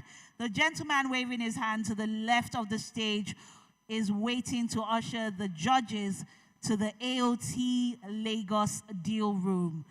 As you can see, we're setting the stage for our first plenary discussion. You can always go through the agenda on your mobile phone by going to aotlagos.com/brochure. And there you can read about the plenary sessions, our upcoming keynote discussion, the master classes, and also the agenda for day 2. Remember, when you're posting across your social media platforms, the hashtag to use is hashtag AOT Lagos 5. Hashtag AOT Lagos 5. Please tag AOT, that's Art of Technology Lagos, across your different social media platforms.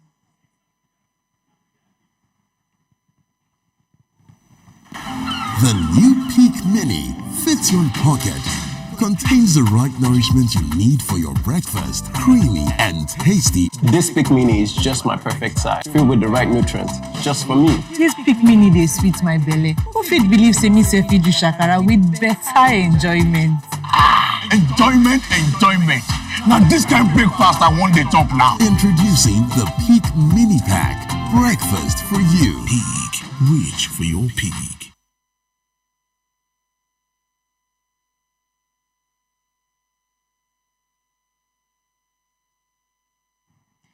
Ladies and gentlemen, our first plenary session is looking at monetizing the creative economy, leveraging technology. We will begin with a quick opening remarks from our lead discussant. Right after that, we'll have all our speakers on stage and the conversation will be moderated.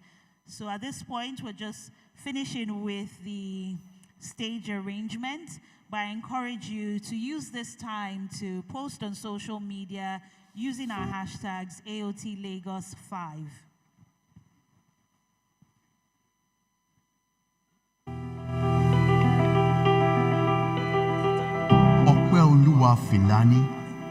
Opeoluwa Filani, General Manager, Showmax Nigeria.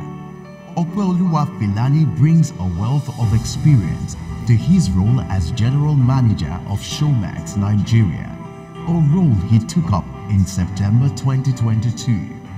Filani holds an Executive MBA from the esteemed Warwick Business School in the UK, complemented by Masters in International Marketing Management from Robert Gordon University in Aberdeen, Scotland. He has also earned valuable certifications from Harvard Business School, specializing in sales and distributions.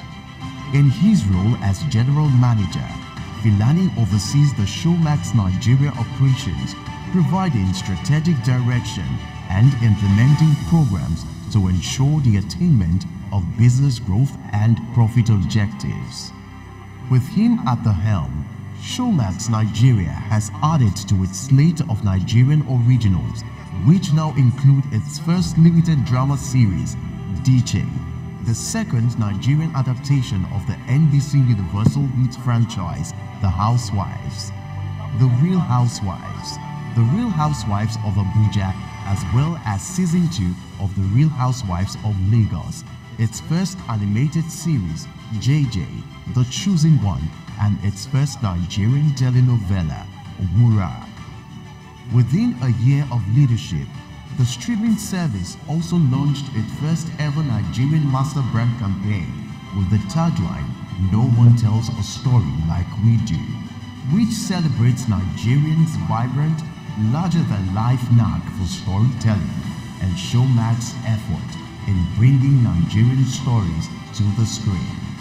Ladies and gentlemen, please welcome Opeoluwa Filani.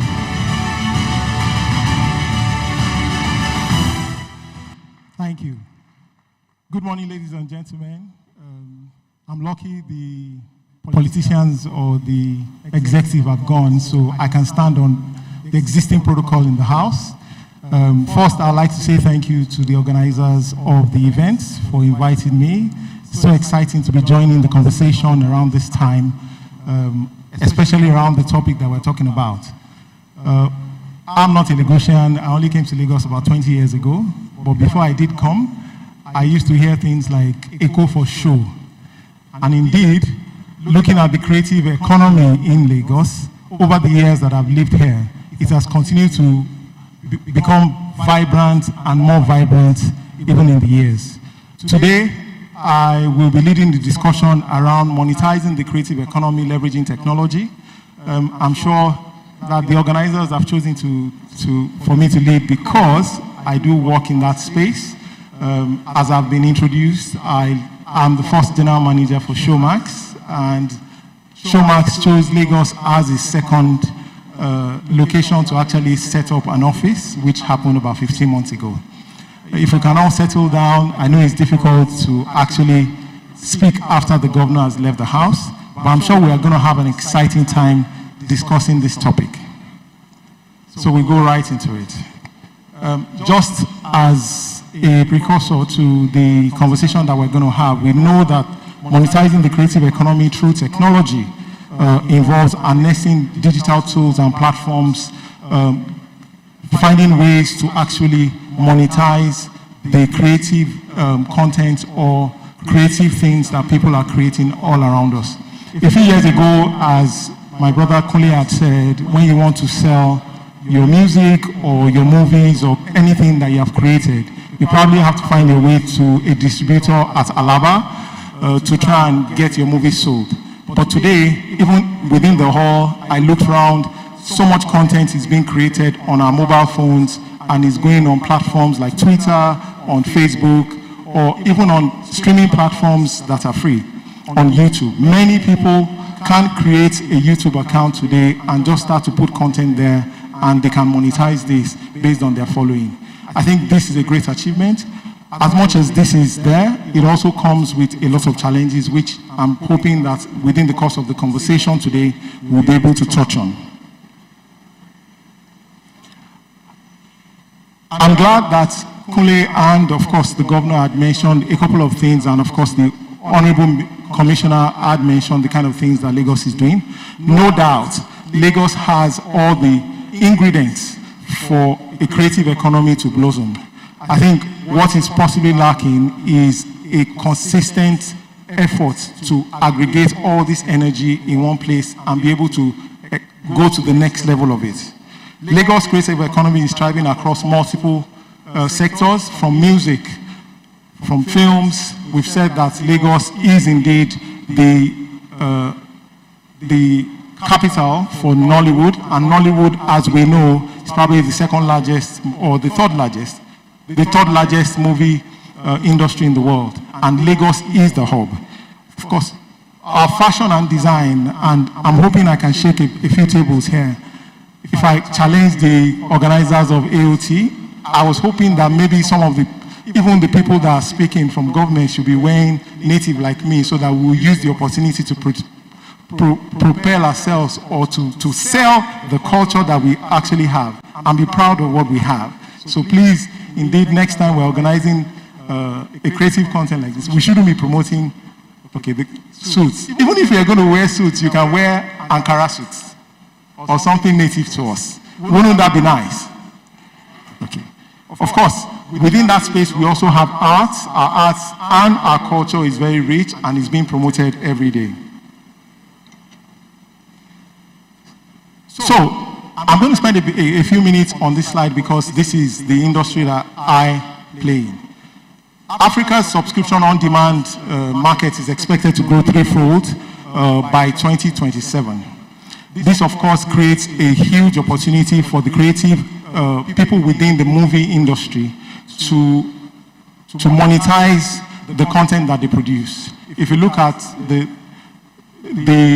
graph below, you see that of all the territories that have SVOD, the subscription video on demand service, Sub-Saharan Africa has the least penetration when it comes to households. You have 2% penetration in Sub-Saharan Africa. This means that the most opportunity in any of this sector exists within Sub-Saharan Africa, and this is the space where Nigeria is. That is the reason why today, or over the last 3 years, you've had all the international, most or all the international SVOD companies trying to come to Nigeria. We've seen Amazon and Netflix set up here. What this means is that the creative space, especially within the movie industry, has the opportunity to monetize its service and also be a platform to selling our stories across the world. At Showmax, we pride ourselves as a streaming platform that is made for Africa and by Africans. What we simply do is working with local talents across the value chain to ensure that all the content that we produce, especially at Showmax Originals, are produced locally by local talents and to the best of standards. And anyone that has worked with us over the years would attest to the fact that when you work with Showmax, we simply add value to the kind of production that you get. As I was being introduced by the compare, she did mention Wura, and I'm sure we have a lot of Wura followers in the house. In the course of the conversation, I'll also challenge some of those followers because piracy is a big issue around this particular content. I think it's something that, and I'm glad that it's been mentioned a few times, that policy is being put in place.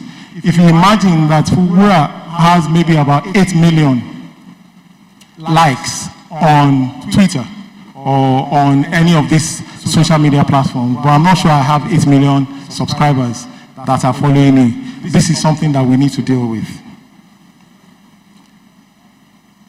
Music, you would agree with me, is also one of probably the greatest exports that we have from Nigeria. And if you look at this table, you have, and unfortunately, I don't know if we can see the numbers on the screen, but what it says there is these 8 talents are either Lagosians themselves or residents in Lagos. The 8 of them have a combination of over 20 billion streams on Spotify alone. This is a lot of money being made. Of course, having a Spotify platform or a music platform like Spotify or any of the other music platforms allows you to easily monetize your content. But monetizing that content, of course, comes with a lot of piracy, as I've said, and I think in the course of the conversation, we'll maybe touch on it. The combination of creativity and technology presents a vision of digital Lagos that can propel this metropolis into a new height of prosperity, innovation, and cultural richness. In the course of conversation, I'm hoping that we can touch on how Lagos can leverage its strengths, which have been highlighted in the course of the discussion through the Honorable Commissioner's speech, to become the hub for creative talents, innovation, and cultural exchange.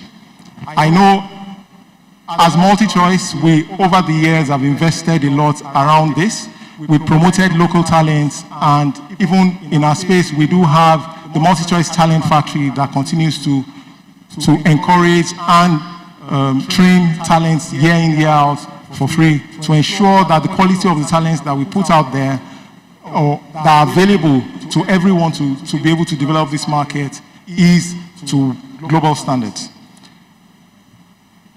The digital economy would also help to stimulate economic growth, and for me, in any market, any country, jobs will be a very important element of any government, because if you create jobs and you put your people to work, you can help to stimulate economic growth faster.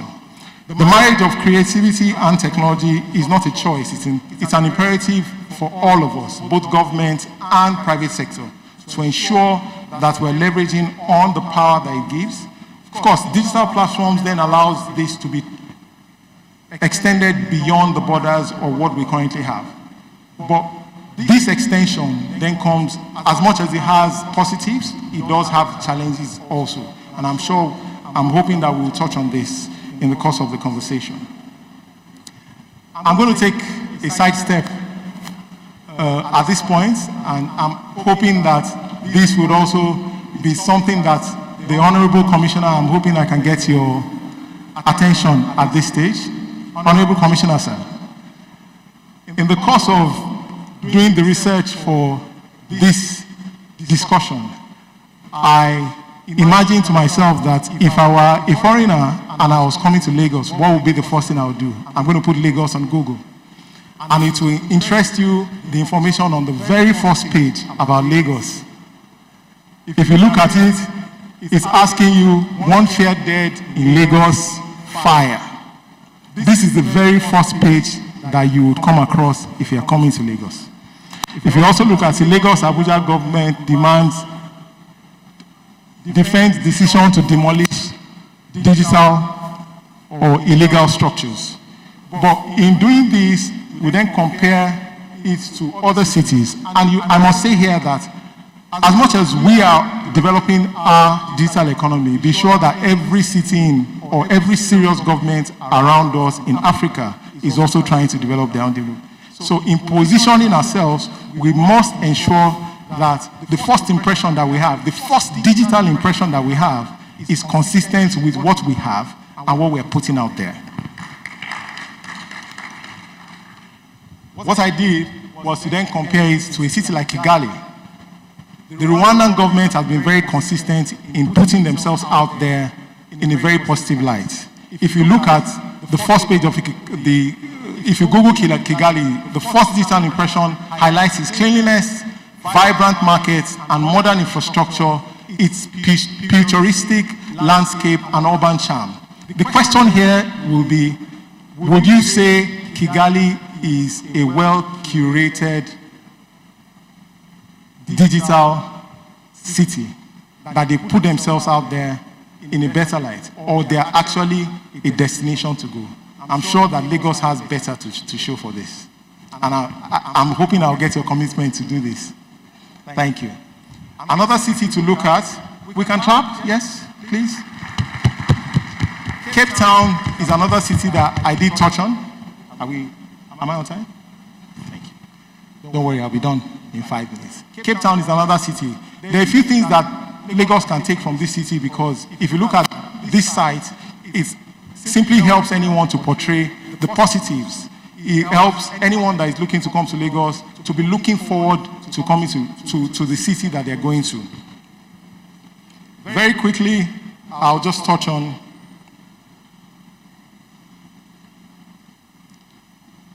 in the course of the conversation today, I'm hoping that we're going to touch on these 9 critical pillars for any creative economy to thrive. The first one is cultural diversity and heritage. Lagos indeed has a culturally diverse population.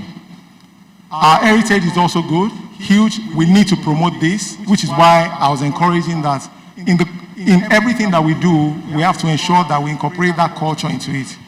We do have a lot of festivals, we have a lot of creative aspects of the city that we need to be promoting, which is why in our storytelling and as Africa's #1 streaming platform, we continue to tell these stories through the stories that we tell through the Real Housewives of Lagos, or Crime and Justice, and the things that we've done around Lagos.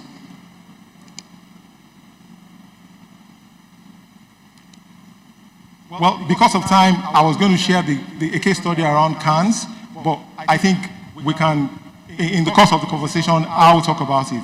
But one city that I've visited that I see that they've used their creative economy very well over the years is the city of Cannes. Cannes is the second largest city in France. that promotes creativity. If you go into that city, it's about 19 kilometers square in all, but the amount of resources that comes into the city just based on those festivals that they do is enormous. I remember discussing with some of my colleagues that attended, average cost of anyone that is going to that city, you'll be spending nothing less than 10,000 euros. Imagine if we then create an opportunity, if Lagos indeed is the third largest city when it comes to movie production, around third largest economy when it comes to Nollywood. Nollywood is home to in Lagos. Why can Lagos not be the creative city of the future? And this will require a lot of collaboration from government, because the festival was started by a government institution and they've had over 78 episodes or programs over the years. And I'm hoping that the government can take this up seriously and we can move forward on it.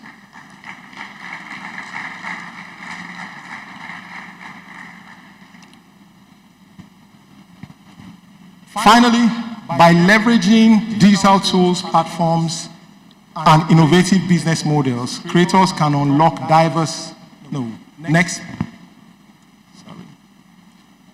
By leveraging digital tools and platforms, innovative business models, creators or creatives can unlock diverse revenue streams, connect with global audiences, and transform the passion into sustainable, profitable ventures using these platforms.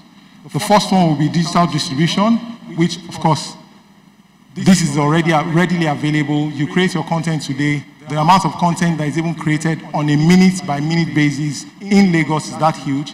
We have to find a way to help curate this content in a way that is monetized and it can be to the quality that the global standard will expect.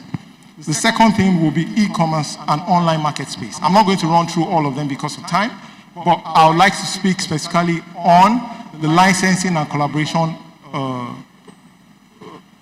with platforms. For licensing, I get a lot of people who approach me to say they would like to put content on Showmax.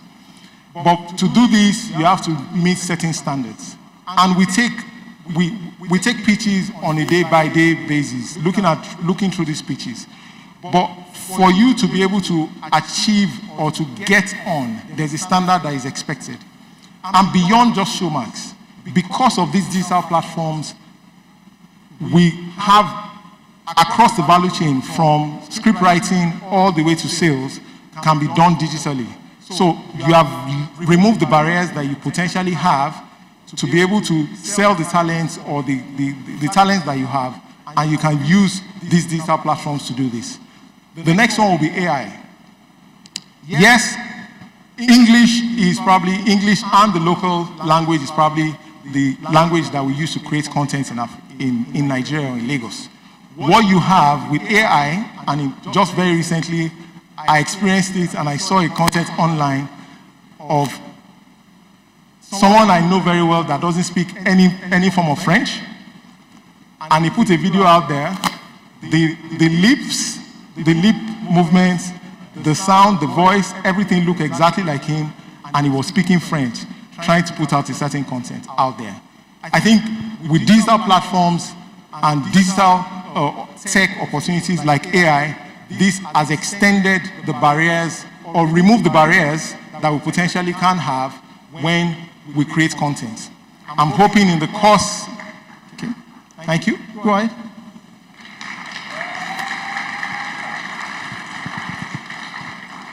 In the course of the conversation today with my fellow discussants, we will be able to touch deeply more on this. Thank you very much.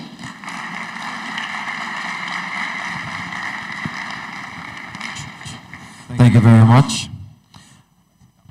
Yes, please. Ladies and gentlemen, let's put our hands together one more time, please. I'm sure we can do better. Thank you. Thank you, Aot Filani. That's the lead discussant.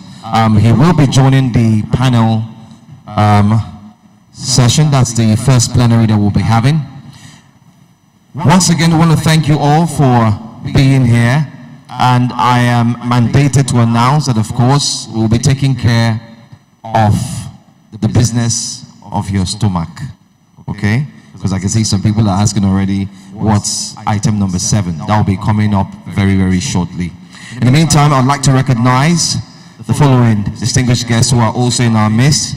Please, let's put our hands together for the pioneers of the creative industry, the pioneers who have done more, the pioneers who saw before we saw. Put your hands together for Baba Kenny Ogumbe in the house, as well as ID Ogumbe in the house as well. Baba Keke, you thought I won't see you, Abi? You were sneaking in carefully. Yes, they saw the future, and what you started contributed to the reason why we're here. So we thank you so much. Thank you. Thank you. We also like to recognize one who has been at the forefront. I was shocked when I saw him rapping recently and dancing. I said, this man does not want to let things go. But of course, they also were people who started music management, artist management, road managers as they were called, and the likes. Please, ladies and gentlemen, put your hands together as I also recognize Efe Omorobe in the house. Thank you. Thank you. So for all the young talents who said they wanted to learn more about the music industry, you have everybody who is here that you can learn from. If you're thinking of going into the digital space, social media, own a website, have stories, make money, get adverts and so on, please put your hands together for a pioneer platform that introduced us to how blogging can be done, most importantly fashion, news and the likes. Put your hands together for founder of Bella Niger, Uche Pedro in the house. Please stand up for recognition. Thank you. Thank you. I'll recognize the following distinguished guests as we proceed. But in the meantime, let's go straight to the first plenary discussion. I'd like to invite on stage, representing the Deputy Governor of Lagos State. Please let me call on the Honorable Commissioner, Mr. Tuoso Alake, who joins us on stage representing. Thank you. I'd also like to call on stage CEO, Entourd Marketing Limited, Ikwo Uko, please. Thank you. Please put your hands together. She's joining us as well. She's one of our discussants, one of the panelists. We also have here David Ponte, who's here as well. Please put your hands together as well. The co-founder and CMO Audio Mac will be joining us as well. Please, on stage.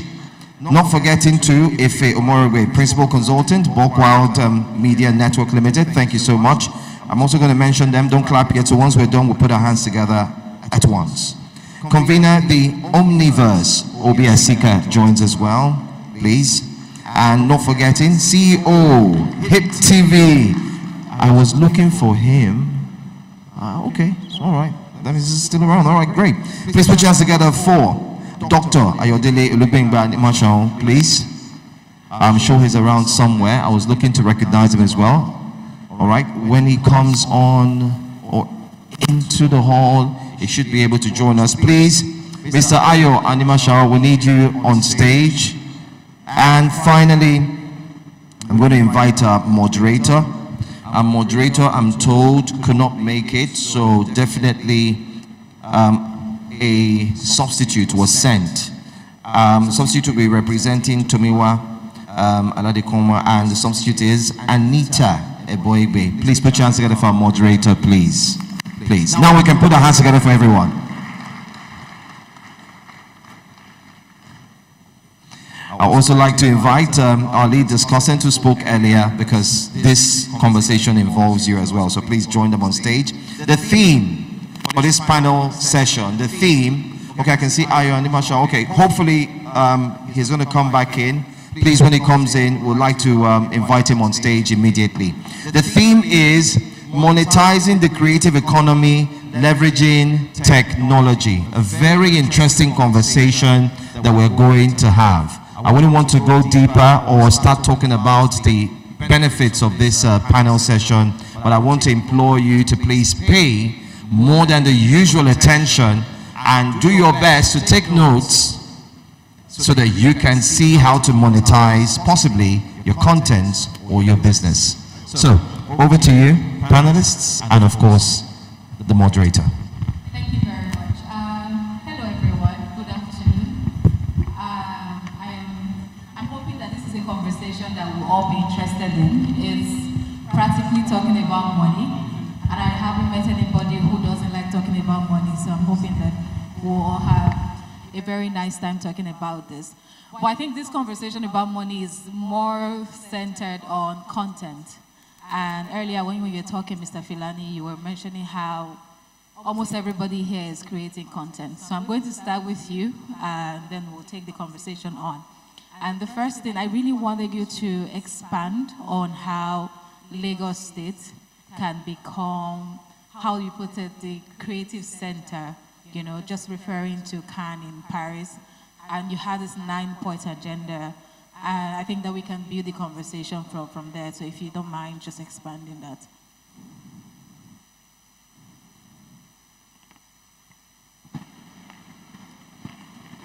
Hello. Okay, thank you so much. Well, I think all the building blocks are already there for Lagos to become a creative hub. What I think we now need to do is to consistently project what we need to do. So in terms of what's the vision, we might not be there now, but 50 years from now, 20 years from now, because we don't have to wait 50 years to get to where we need to go. The creative energy of Lagos is high. The population of Lagos is young. They're digital natives already, which is why I referenced the fact that everyone, almost everyone in this hall, is already doing something on their phone. Even as I speak now, I can still see so many people checking their phones for particular content or creating content on their own. So how can Lagos position itself? I've mentioned that the key things are majorly infrastructure.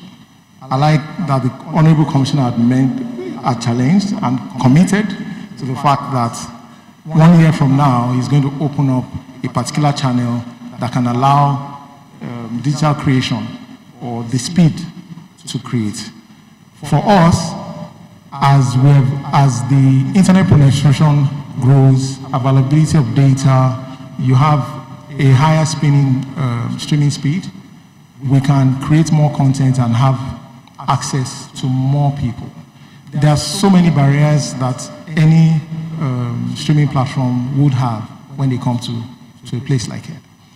Remember that the platforms are built for a global market, so they are not built for Africa.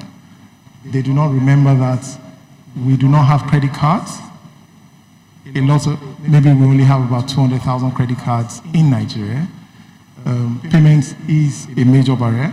So government needs to work on unlocking those barriers.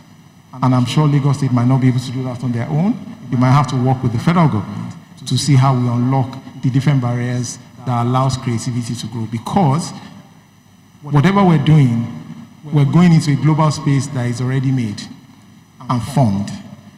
It doesn't realize that we have limitations, although these limitations also create an opportunity for locals to then create solutions that can solve these problems. Case in point will be payments. Thank you.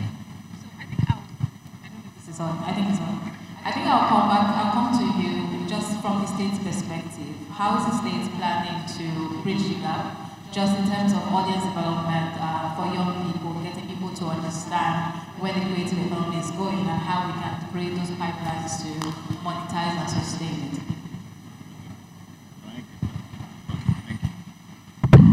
All right. Thank you very much. So I think it's also important for everybody in the room and for people that are visiting to understand where we've come from, right, and where we are today. Back in, because I used to be I was just telling Mr. Fulani, I used to be in the streaming business as well. I ran a movie streaming platform for Film One when I was the GM.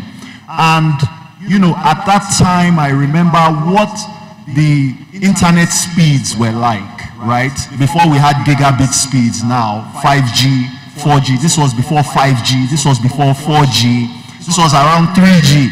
I remember when Jason Njoku too had Iroko TV back in the day when, you know, it was just very hard for the average person to afford internet service. And now there's been tremendous infrastructure spread across the nation, particularly in Lagos. Lagos has a heavy tele density.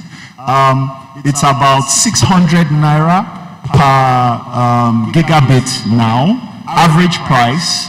That is also dropping because of what Lagos State is doing today, the Metro Fiber project, right? And basically what that is doing is not just government putting fiber in the ground, it's us de-risking private sector infrastructure providers, right? Because government cannot wire every house. How can we get the MTNs, the Airtels, and the rest of those guys putting fiber in your house? Is by making it cheaper for them, giving them incentives. And so if they don't need to dig the ground anymore, right, so they save on infrastructure deployment and they can pass that on to customers.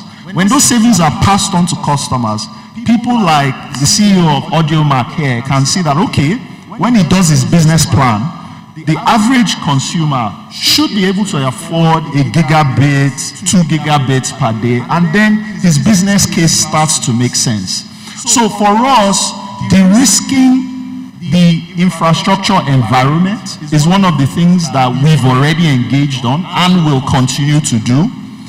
Helping legislation in terms of anti-piracy and things like that, and really being deliberate about advocacy, right, of the market. I liked what he said about what I call reverse SEO, reverse search engine optimization, right? When you try and minimize, you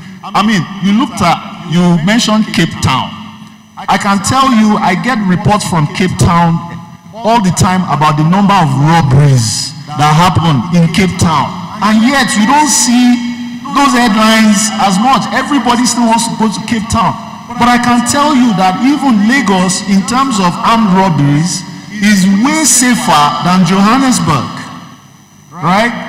You could, you know, for those that are from South Africa here, please forgive me, but that's the truth, right? So, yes, being deliberate about reverse SEO is very important, and my colleagues in tourism and hospitality and all that will work on that. But it's really about de-risking and making sure that, you know, some of these macro activities are happening and we are engaging like this. This is very important. So you understand, okay, this is what government is going to do. So in the next couple of years, I can invest here, here, and here, right? So, thank you. Yeah, that's interesting. Mr. Ponte, please feel free to clap. Thank you. All right. Just from a distribution perspective, what role would you say platforms such as yours, you know, play in the success of African artists? And are there data and insights that you can share with us, just looking at the trends of how the distribution and the success of the artists go hand in hand? Yes, sure, absolutely. Well, first I'd just like to say that I'm extremely thrilled and honored and humbled to be here in Lagos, speaking on this panel and experiencing this great city. You know, when we, at AudioMac, when we started to see a lot of people from Nigeria using the app, we just leaned into it. We wanted to build the tools, we wanted to build the features that would allow artists to be empowered by using the platform. So that includes monetization. We call it AudioMac Monetization Program, or AMP. So an artist can upload their music, they can authenticate their account, you know, so, and then we will certify it for monetization, or AMP. And we work with some great companies here like Flutterwave to ensure the transactions are accurate and safe. So we want to work with more companies like Flutterwave.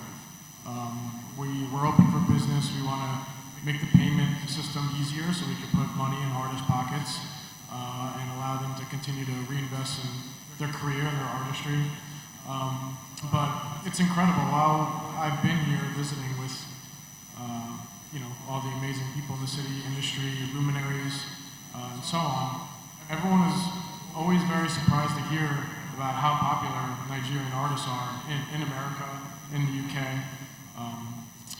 On AudioMac, if you search a state or you search a country, the top 100 songs that are being played in that country appears. And it's a playlist called the Weekly 100. And I always tell people, if you search for Texas, let's say, the home of country music, the home of rap, the number one song right now is Shally Poppy, Cast. And Shay Vibes is in the top 10 as well. And it's by a large margin. It's not really close. So if you search New York, you search Atlanta, Maryland, Toronto, you're going to see a lot of Nigerian artists there. So it's a focus of mine as a chief marketing officer to get the music that's being made here in Nigeria, in West Africa, and the continent in general, and push it around the world. So we're extremely proud of that, and we're going to continue to foster that growth and spread of that music. Yeah. I don't know, I'm particularly happy about the Shally Poppy part because I'm from Edo State, so there's a lot of bias here. But thank you. Just Ms. Uko, I just wanted to talk more about just identity, brand identity. We've talked about distribution, we've talked about things from the government side of things. But for the creatives themselves, what are the things you're seeing that are missing when they're trying to build brand identities, especially when it comes to leveraging technology? Thank you very much, and good afternoon to everybody. You know, the issue of brand identity is something that starts actually offline. But I will come from a more global perspective, which is, let me take Nigeria. And this is where I believe we can help ourselves to tell authentic stories. It's important that as a country, we define what story does Nigeria want to tell. And this is where, I, as a foodie, would then distill that, and somebody in film will distill that, and somebody that is an author or a musician can distill that into their stories.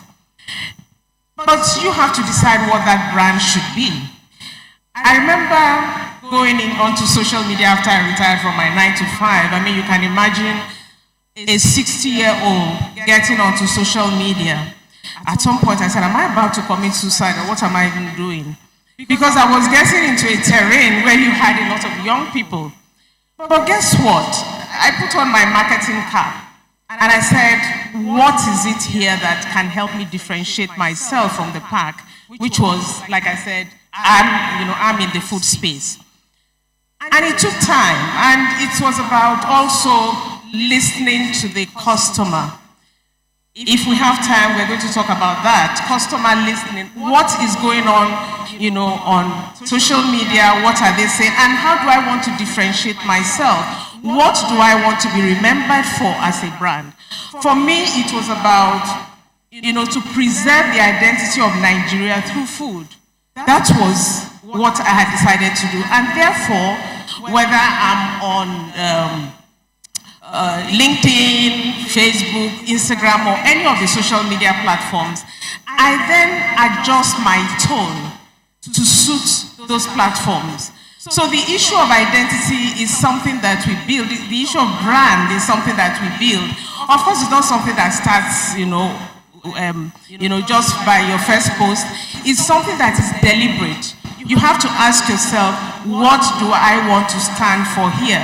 Yes, absolutely. For many people, it is about, let me get in there, let me make money. I remember the young man that the MC interacted with earlier on, and he was asked, what do you do? And I saw a Nigerian in him. The guy looked at the room and said, there must be opportunity here. Let me tell them I can sing. No, let me tell them I can write poems. But guy, what do you stand for? But obviously, at some point, we got to see that he could sing. So the point is, whilst we are there to do business, and absolutely so, that's why most of us are there, the point is, what would guarantee some sustainability there would be, you have to be standing for something. If you don't stand for something, then you stand for nothing. We heard earlier on when Kunle Afolayan talked about Wasabi. Just like him, I've also been enjoying the skits of Wasabi. But he has carved out a niche. There's something he stands for, you know, on social. So brand identity is absolutely important, but you have to decide and say, what do I really want to stand for on this platform? Thank you. All right, thank you. Mr. Omarogbe, I mean, we've spoken about everything that we should do here, but we're very clear that piracy is a major issue.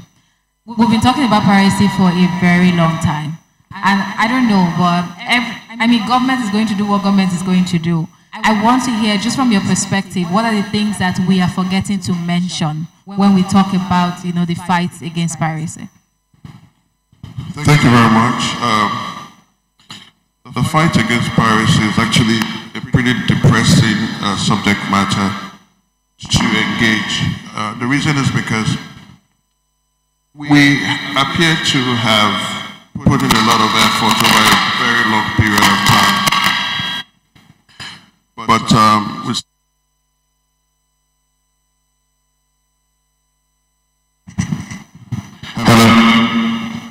Hello, sorry about that. Yeah, so as I was saying, we've expended quite a lot of effort, but we seem to have covered very little ground. And I think one of the key things we need to actually do is to investigate what value the average Nigerian places on a work of art.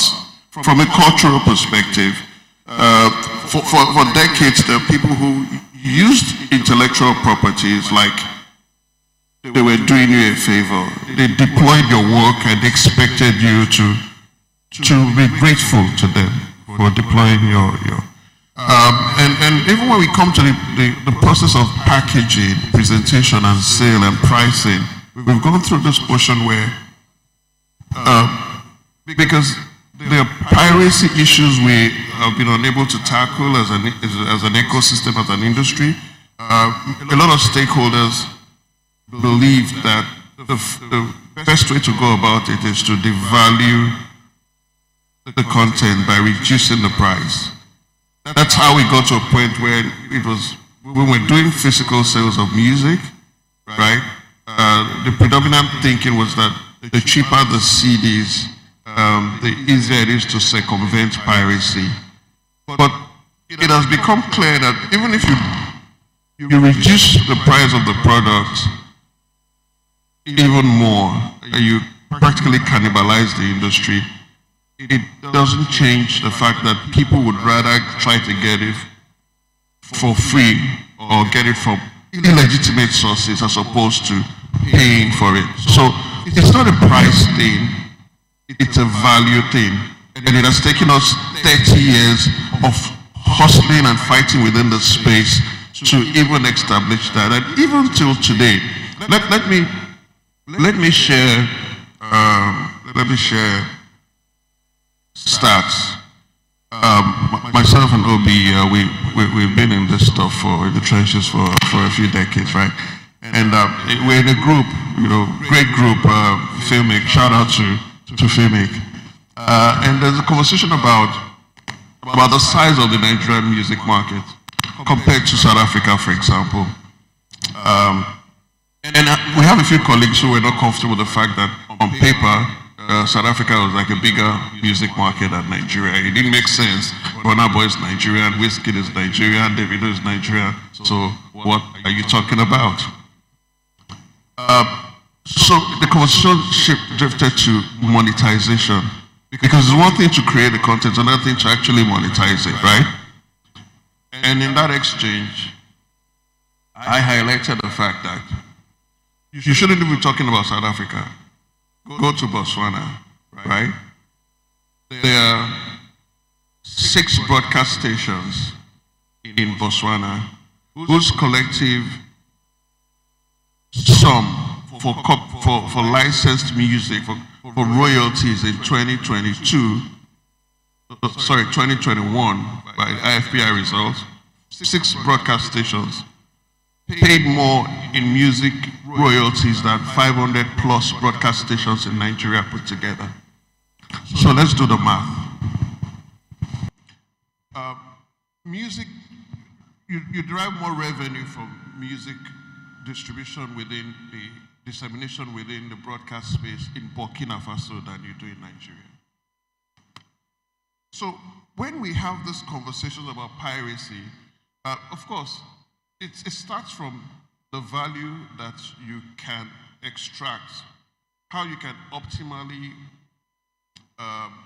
monetize intellectual property. So when from the level of TV, radio, hotels, bars, clubs, when there's a culture of non-compliance, when there's a culture of non-recognition of value, then you understand that, what you see at the digital piracy level is just a reflection of that mindset. And what stakeholders have always done is, we take 2 steps forward, we meet resistance, we take 3 steps backwards, and we ask ourselves, what if we made this fee cheaper? What if we made the download cost cheaper? But you're engaging the same market. The people who are in that market, they're buying clothes. And they're not buying clothes because the clothes are cheaper. They're buying the same economy, the same dynamics. They pay for other stuff. I have promoted Buckwheat and Breadless since 2010. When I'm in the States and there's invitation to come see like an NBA game, a few weeks ago, Manchester United had a preseason friendly match against Real Madrid in Houston. I'm trying to get tickets, to the game in Houston. And I'm looking at the numbers. 2 tickets for me and my son, almost $700. Taxes, parking and everything, about $900, right? You want to see an NBA game, you want a front row seat. So the celebrities pay $5,000, $10,000 to be on a ringside seat to an NBA game. I do Buckwheat and Breadless. I go to a hotel or I come here, I spend tens of millions. And 80% of the industry guys are calling me, asking me for complimentary tickets and tables with a sense of entitlement. Eventually, you give someone table tickets, and they look at it and call you, but if you not try, how are you going to sell me silver table now? What about platinum? So, engaging piracy and fighting the culture, improving compliance is something that has to start from an awareness level, government policy, enforcement. We have fantastic laws. The new Copyright Act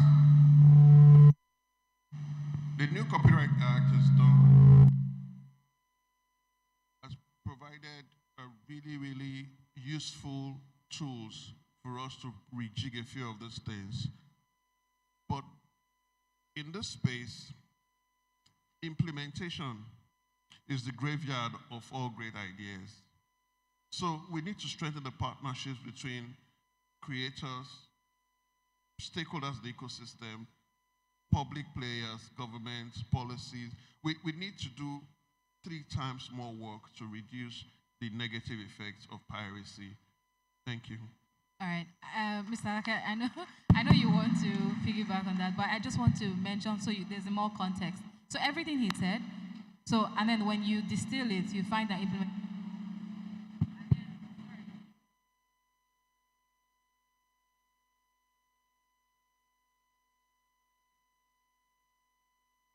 So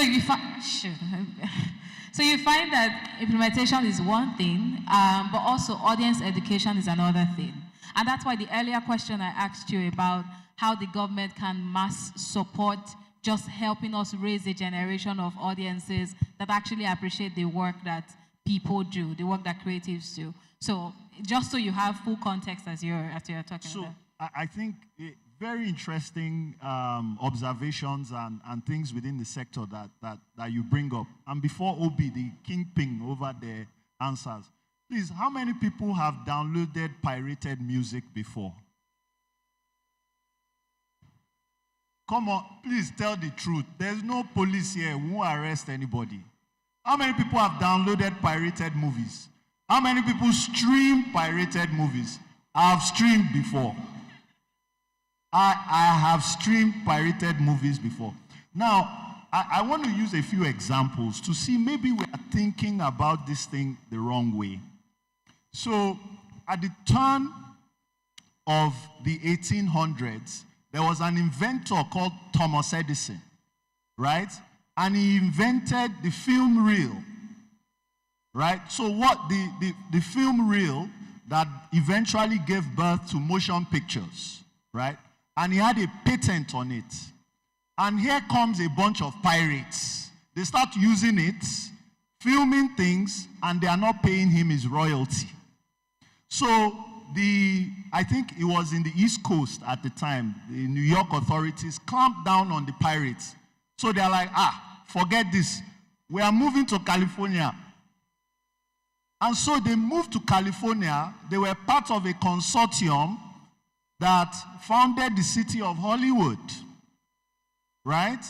And they started filming using Thomas Edison's technology in Hollywood, far from the authorities in the East Coast that could not reach them. And that industry is the industry we enjoy today. Should I mention the name of those pirates?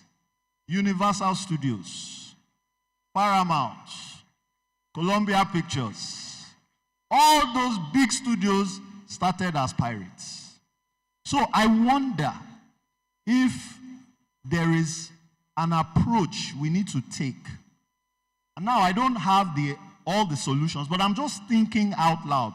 The second story is for those of you that grew up at the turn of the century as a teenager in the 90s, 2000s. How many of you use Napster? Napster, Audio Galaxy. Oh, which other one? LimeWire. The people here are too young to know what I'm talking about. They are too young. Which ones are you guys using now? You guys are looking like innocents. I know what's in your iPods or your phones or your torrents, BitTorrents. Right. Look, all of this was very prevalent in the early 2000s. In fact, it was a problem that the music industry started suing the torrent companies, but they weren't addressing the issue. It was an accessibility issue, right? How can I quickly, as opposed to waking up, going to the store, spending $12, $13, $20. I remember music that time in Nigeria was 2,000 naira for a CD. At the time when $1 was like still maybe 70 naira. It was 20 naira. It was bloody expensive. But a company called Apple created iTunes. They made negotiations with the record companies that, look, they think from their point of view, it's an accessibility issue, right? And so we will give you an amount of money and we'll make this thing available online. People can download it on there. And that drastically reduced all the torrents, all the audio galaxies and things like that. So technology and, thinking outside of the box can help. One of the things that I was thinking that could definitely help the creative sector is blockchain, right? And really helping maybe governments see some of the ways that we can implement blockchain in keeping and making sure that, creative works are properly monetized. But I completely agree that we do need to investigate from a cultural perspective, what's the value? How do people value art? But I think when the technology and the creative thinking comes into there, I think we will begin to see some of these things. Thank you. Go to Mr. Atika. So I agree with my esteemed panelists up here. But one thing... one thing that wasn't mentioned is ease of access, right? So if you wanted to watch a Netflix movie, you could go to BitTorrent or whatever and download it, but it's much easier just to go on your TV or whatever you're streaming from and watch it and maybe pay whatever the cost is for a subscription. So when Audiomack began to grow in Nigeria, a lot of the pirates were uploading artist content, blogs, things like that. And that's how we started to gain some traction. We knew that this wasn't a sustainable way to deliver music to people. So we started to go to some of these blogs and really influencers and tastemakers and say, hey, we know you want to put your music on your blog. Use our embed, and people can stream it, and they can come to Audiomack and download the file, which you can't do anymore, but at the time you could. And that download came from the artist's account who voluntarily made their account and uploaded the song. So we provided an easier way for fans to access music and search for music and discover music. And the problem hasn't been eliminated, but it's drastically mitigated now. And now it's much easier to go on Audiomack or any of the other streaming services, search for an artist, find that song and listen to it, then that artist gets paid. So I do think the devaluing thing is true because, it's a race to the bottom at that point. But if the value's maintained when the ease of access is available, because people are going to just do what's easiest. So if you provide an easy conduit to get what they want and capture that value, then ultimately I think most people are going to gravitate towards that. Right. Mr. Sika, I think I just want you to come through on the sustainability part of this, because it's clear that piracy is not going anywhere anytime soon. So how can creatives develop more sustainable ways to get value, for their work? Yeah, thank you.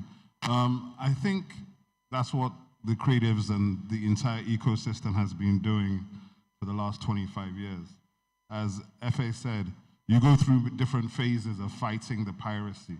I never used to call them pirates. I used to call them gap marketers, right? Because in essence, that's what he's talking about.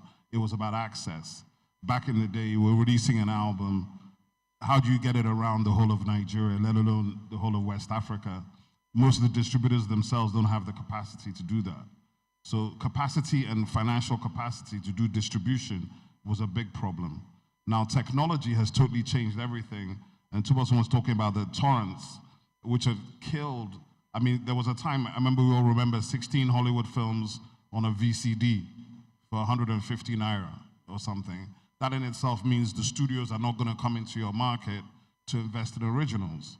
So technology, though, with streaming has changed that to enable the studios to come in, but it's still only the streamers, right?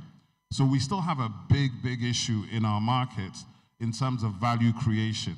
And I'm not sure how fair it is to expect individual creatives to think up how to monetize. Because what happens is, it is people like Audiomack, Mdundo, Spotify, Apple Music. Those are platforms. We've entered the platform economy. So the platforms make it much easier for everybody to get something. But the question is, you looked at the room, if we look at Nigeria, I think out of our 200 million, we have less than 10 million monthly average users on any of the music platforms, and definitely not close to 10 million.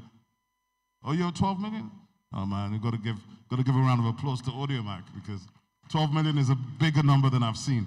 No, for sure. But then, even if you look on the TV side, we don't have anything close to that, right? But it just shows you the gap. So in essence, as much as we have opportunity, we have another 180 million people to be brought into the consuming space. So that to me is the opportunity, and it's a nexus of technology and creativity, because really what we need are more Audiomacks and more domestic platforms that are digital, that are owned by us, operated by us, and understand the culture. The issue of value is incredibly important, because if you don't see value in yourself, it is impossible for you to invest in yourself.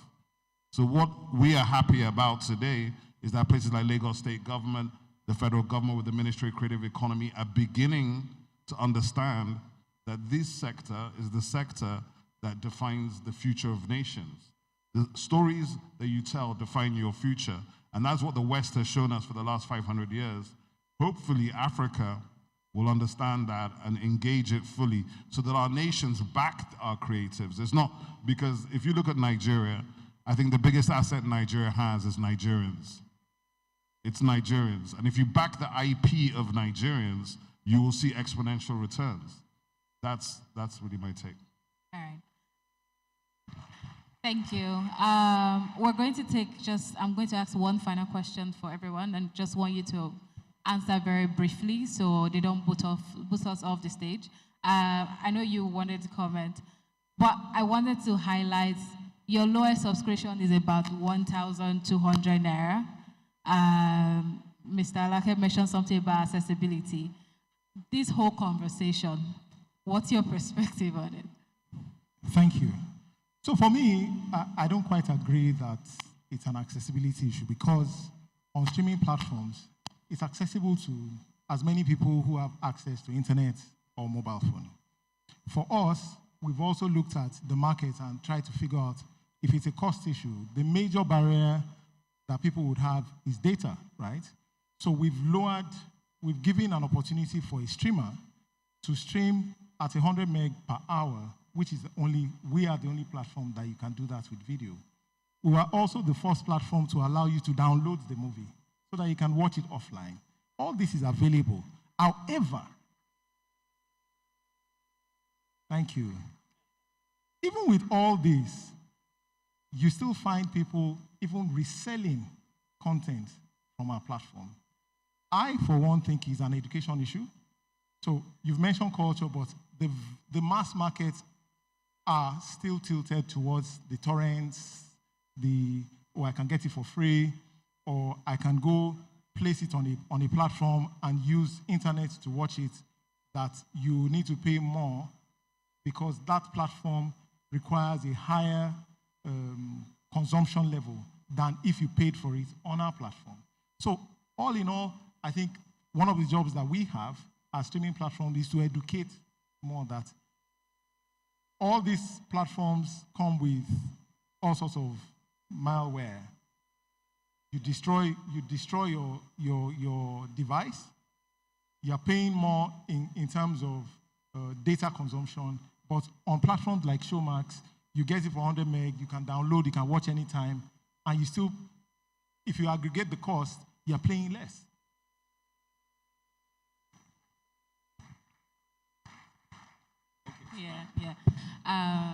Okay. Ms. Uko, just one last question for you.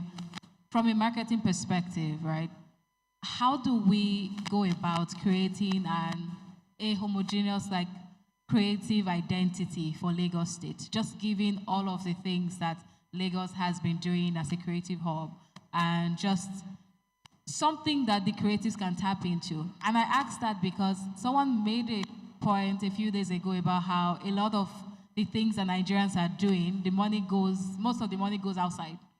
So how do we ensure that there's just that pool that brings a lot of the resources in-house?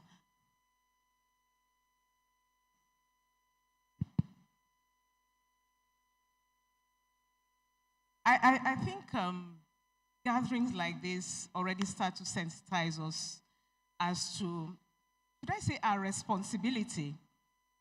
I know that for most of us, let's face it, some of us are focused on the global audience, the global market.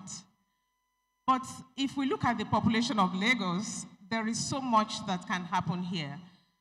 It was gladdening to hear what the governor said about, and indeed the commissioner, the kind of structures and infrastructure that is going to be put in place to encourage that money or that value to be retained in Lagos. And when I see, again, maybe back to Kunle Afolayan and what he's doing, yes, his film is out there, but he has a physical location somewhere where we can go to. I mean, like he says, beyond the shrine, we can go there. We can have visitors into the country, having a place where they can visit and experience Lagos and experience Nigeria. I go to Terra Culture sometimes, but maybe I need many more terracultures. I need many more Nika galleries, so that you have these, values being created locally and certainly for Lagos State. But I think, like we said, a few things would have to be in place. Internet connectivity, speed, and all of that. I tell you, in this room, you have dynamites here who can create. But the point is, do they have the infrastructure? Look, you might have generator, I might have generator. When you call your mason, and he tells you, Madam, I didn't have lights. Oh, I was charging my phone. And most of us are operating under that kind of condition. Until we fix that, we might not see what we're looking for. But I'm sure that with the promises we got this morning, I'm very hopeful. Thank you. Okay, thank you very much to my panelists. I really want to, this is not me, this is the organizers. I really want to take more questions and just more perspectives. Like, I came here with questions for each and every one of you. And I hope that we can continue the conversations off the stage because I think that there's just a lot that we haven't talked about. We talk about them in our WhatsApp groups. We talk about them to our friends. I personally do a lot of work just documenting data and just how we use that data to grow the economy. So I'm looking forward to just us having that conversation on a broad level. But thank you very much for all your answers today. Thank you very much, ladies and gentlemen, for listening. Give a huge round of applause to the panelists. Thank you. Ladies and gentlemen, I'm sure we can do more. Let's put our hands together. Please, let's hold on for pictures. Please, we'd like to take some pictures.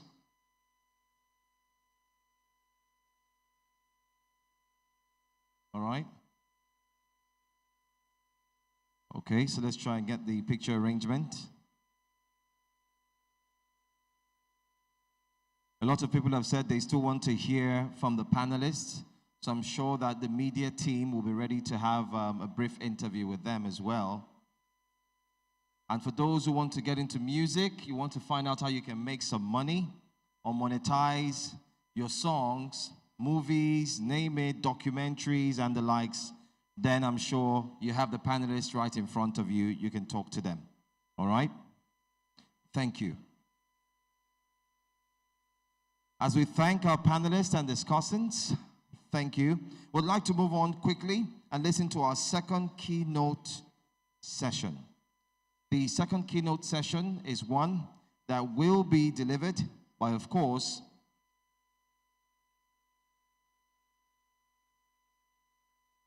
okay? All right. Thank you so much.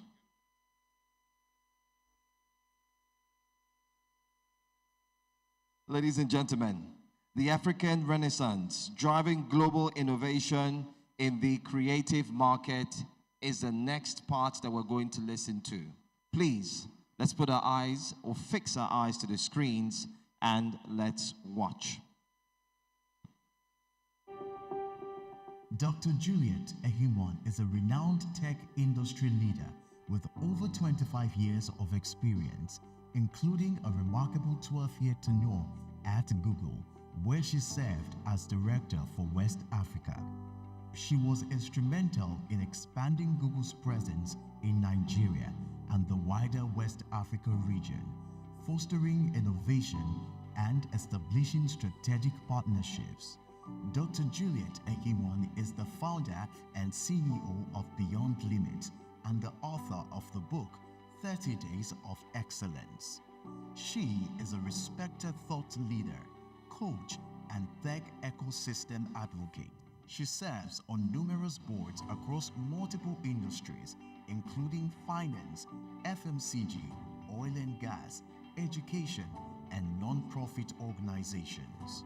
Likewise, she was named by Forbes as one of the top 20 powerful women in Africa, by the London Business School as one of 30 people changing the world, and featured in the BBC Africa Power Women series and on CNN Innovate Africa. Ladies and gentlemen, please welcome Dr. Juliet Ehimon.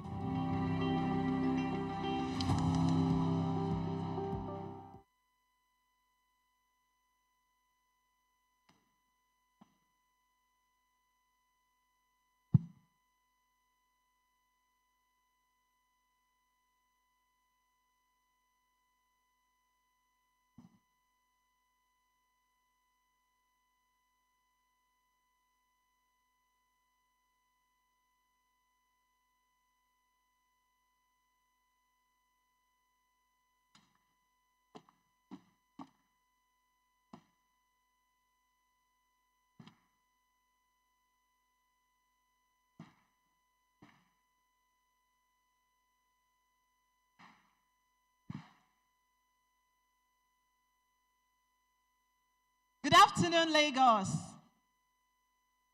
How are we doing? Have you had a good day so far? Fantastic. I'm very excited to be here, and a huge commendation to the leadership of Lagos State Government for putting this together. I think this event really addresses two things that are very important: technology on the one hand, and the creative economy. And one thing that we can really talk about as Africans, as Nigerians, is our immensely rich cultural heritage. We know that from music to fashion to film to lifestyle, entertainment, arts and crafts, we have a lot to offer.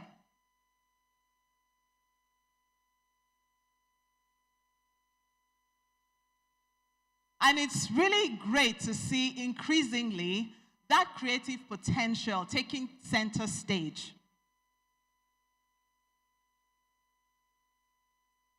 And increasingly as well, there are a number of benefits that we're seeing as we grow and really take the stage from a creative perspective. One is just the fact that we're increasingly able to share our culture and our diversity with the rest of the world, and also with the advent of a lot of technology tools, also being able to monetize that talent and that creative content. We talk a lot about diversifying our economy. One of the great things happening today is the fact that with digital platforms, we have an opportunity to monetize and share our creativity with the rest of the world and attract foreign investment in. So that's a way of diversifying the economy. We're exporting culture, exporting our talents, and that's increasingly contributing to the economy. We heard the governor mention earlier this morning that the creative economy contributes 6.1% to global GDP. And in most countries, the creative economy accounts for 2 to 7% of GDP. When you look at the contribution from Africa to the global creative, the creative economy in Africa to global GDP, it's actually less than 1%. So even though we're excited about the developments that we're seeing, we're excited about the trends, there's still a long way to go. If we look at some of the figures up here, there's a projection that the creative economy can contribute by 2030 to Africa to the tune of $500 billion. Now, how we define the creative economy continues to evolve. You know, we can be talking about creative exports, we can be talking about music, fashion, lifestyle content, and so on and so forth, right? And so you may see different numbers when it comes to estimating the potential of the industry. But I use this number because it's the largest I've seen so far. And to actually bring to context the fact that even though this seems like a large number, 500 billion, when you consider the fact that the projection for Africa's GDP by 2030 is going to be 3.1 trillion, it's actually a small number. We should be doing a lot more, given that if there's one thing we're known for, it is our creative talents, right? We should be dominating the space. We should be exporting at scale, right, in this space. And so it's really important to look at what's going to accelerate growth in this space. How can we get more monetization for our creatives? How can we enable our creators to be able to share their work more actively and more successfully with the rest of the world? And in Nigeria, which is the bottom figure, the Ministry for Culture and the Creative Economy also projected a goal to increase by 2030 the contribution of the creative economy in Nigeria to GDP to $100 billion. That's progress from where we are, but we can see that there is a lot of headroom when you compare that with our overall GDP and the opportunity that exists. The good thing as well, when we think about creativity, is the fact that Nigeria is leading the pack on many levels. If I just take a few platforms, so for example, Spotify, earlier this year, they released the top 10 most streamed African artists on the platform. You'll see that 9 out of the 10 are Nigerian artists. If you look at Netflix, you'll see similar trends. If you look at other platforms as well. So YouTube is another one. One of the things that we're seeing more broadly is that content creation and consumption is growing on a year-on-year basis. The picture on the left is from Mark Angel Comedy. Some of you may be familiar with Emanuela, the comedian on YouTube. A young Nigerian girl. She was in primary school, very creative, very funny, basically. And with her uncle, they started creating skits on YouTube. And because the content was great, it became very popular and was consumed by audiences, not just in Nigeria, but around the world. And in 2017, their channel on YouTube hit 1 million subscribers. Now, that was a unique achievement at the time, to the point that we actually called them out and gave them a plaque. I was running Google for West Africa at that time. So we called them out and gave them a plaque in recognition of that achievement, which was rare. But fast forward to today, we have several channels in Nigeria, over 45 channels that have exceeded 1 million subscribers. And what that means is very likely on each of these channels, you have hundreds of millions of views. So, upwards of 100 million, in some cases 300 million, in some cases over 1 billion views on content. Why is this important? It's important because each of those views translates into money. You can monetize these views. That's what I was talking about earlier, about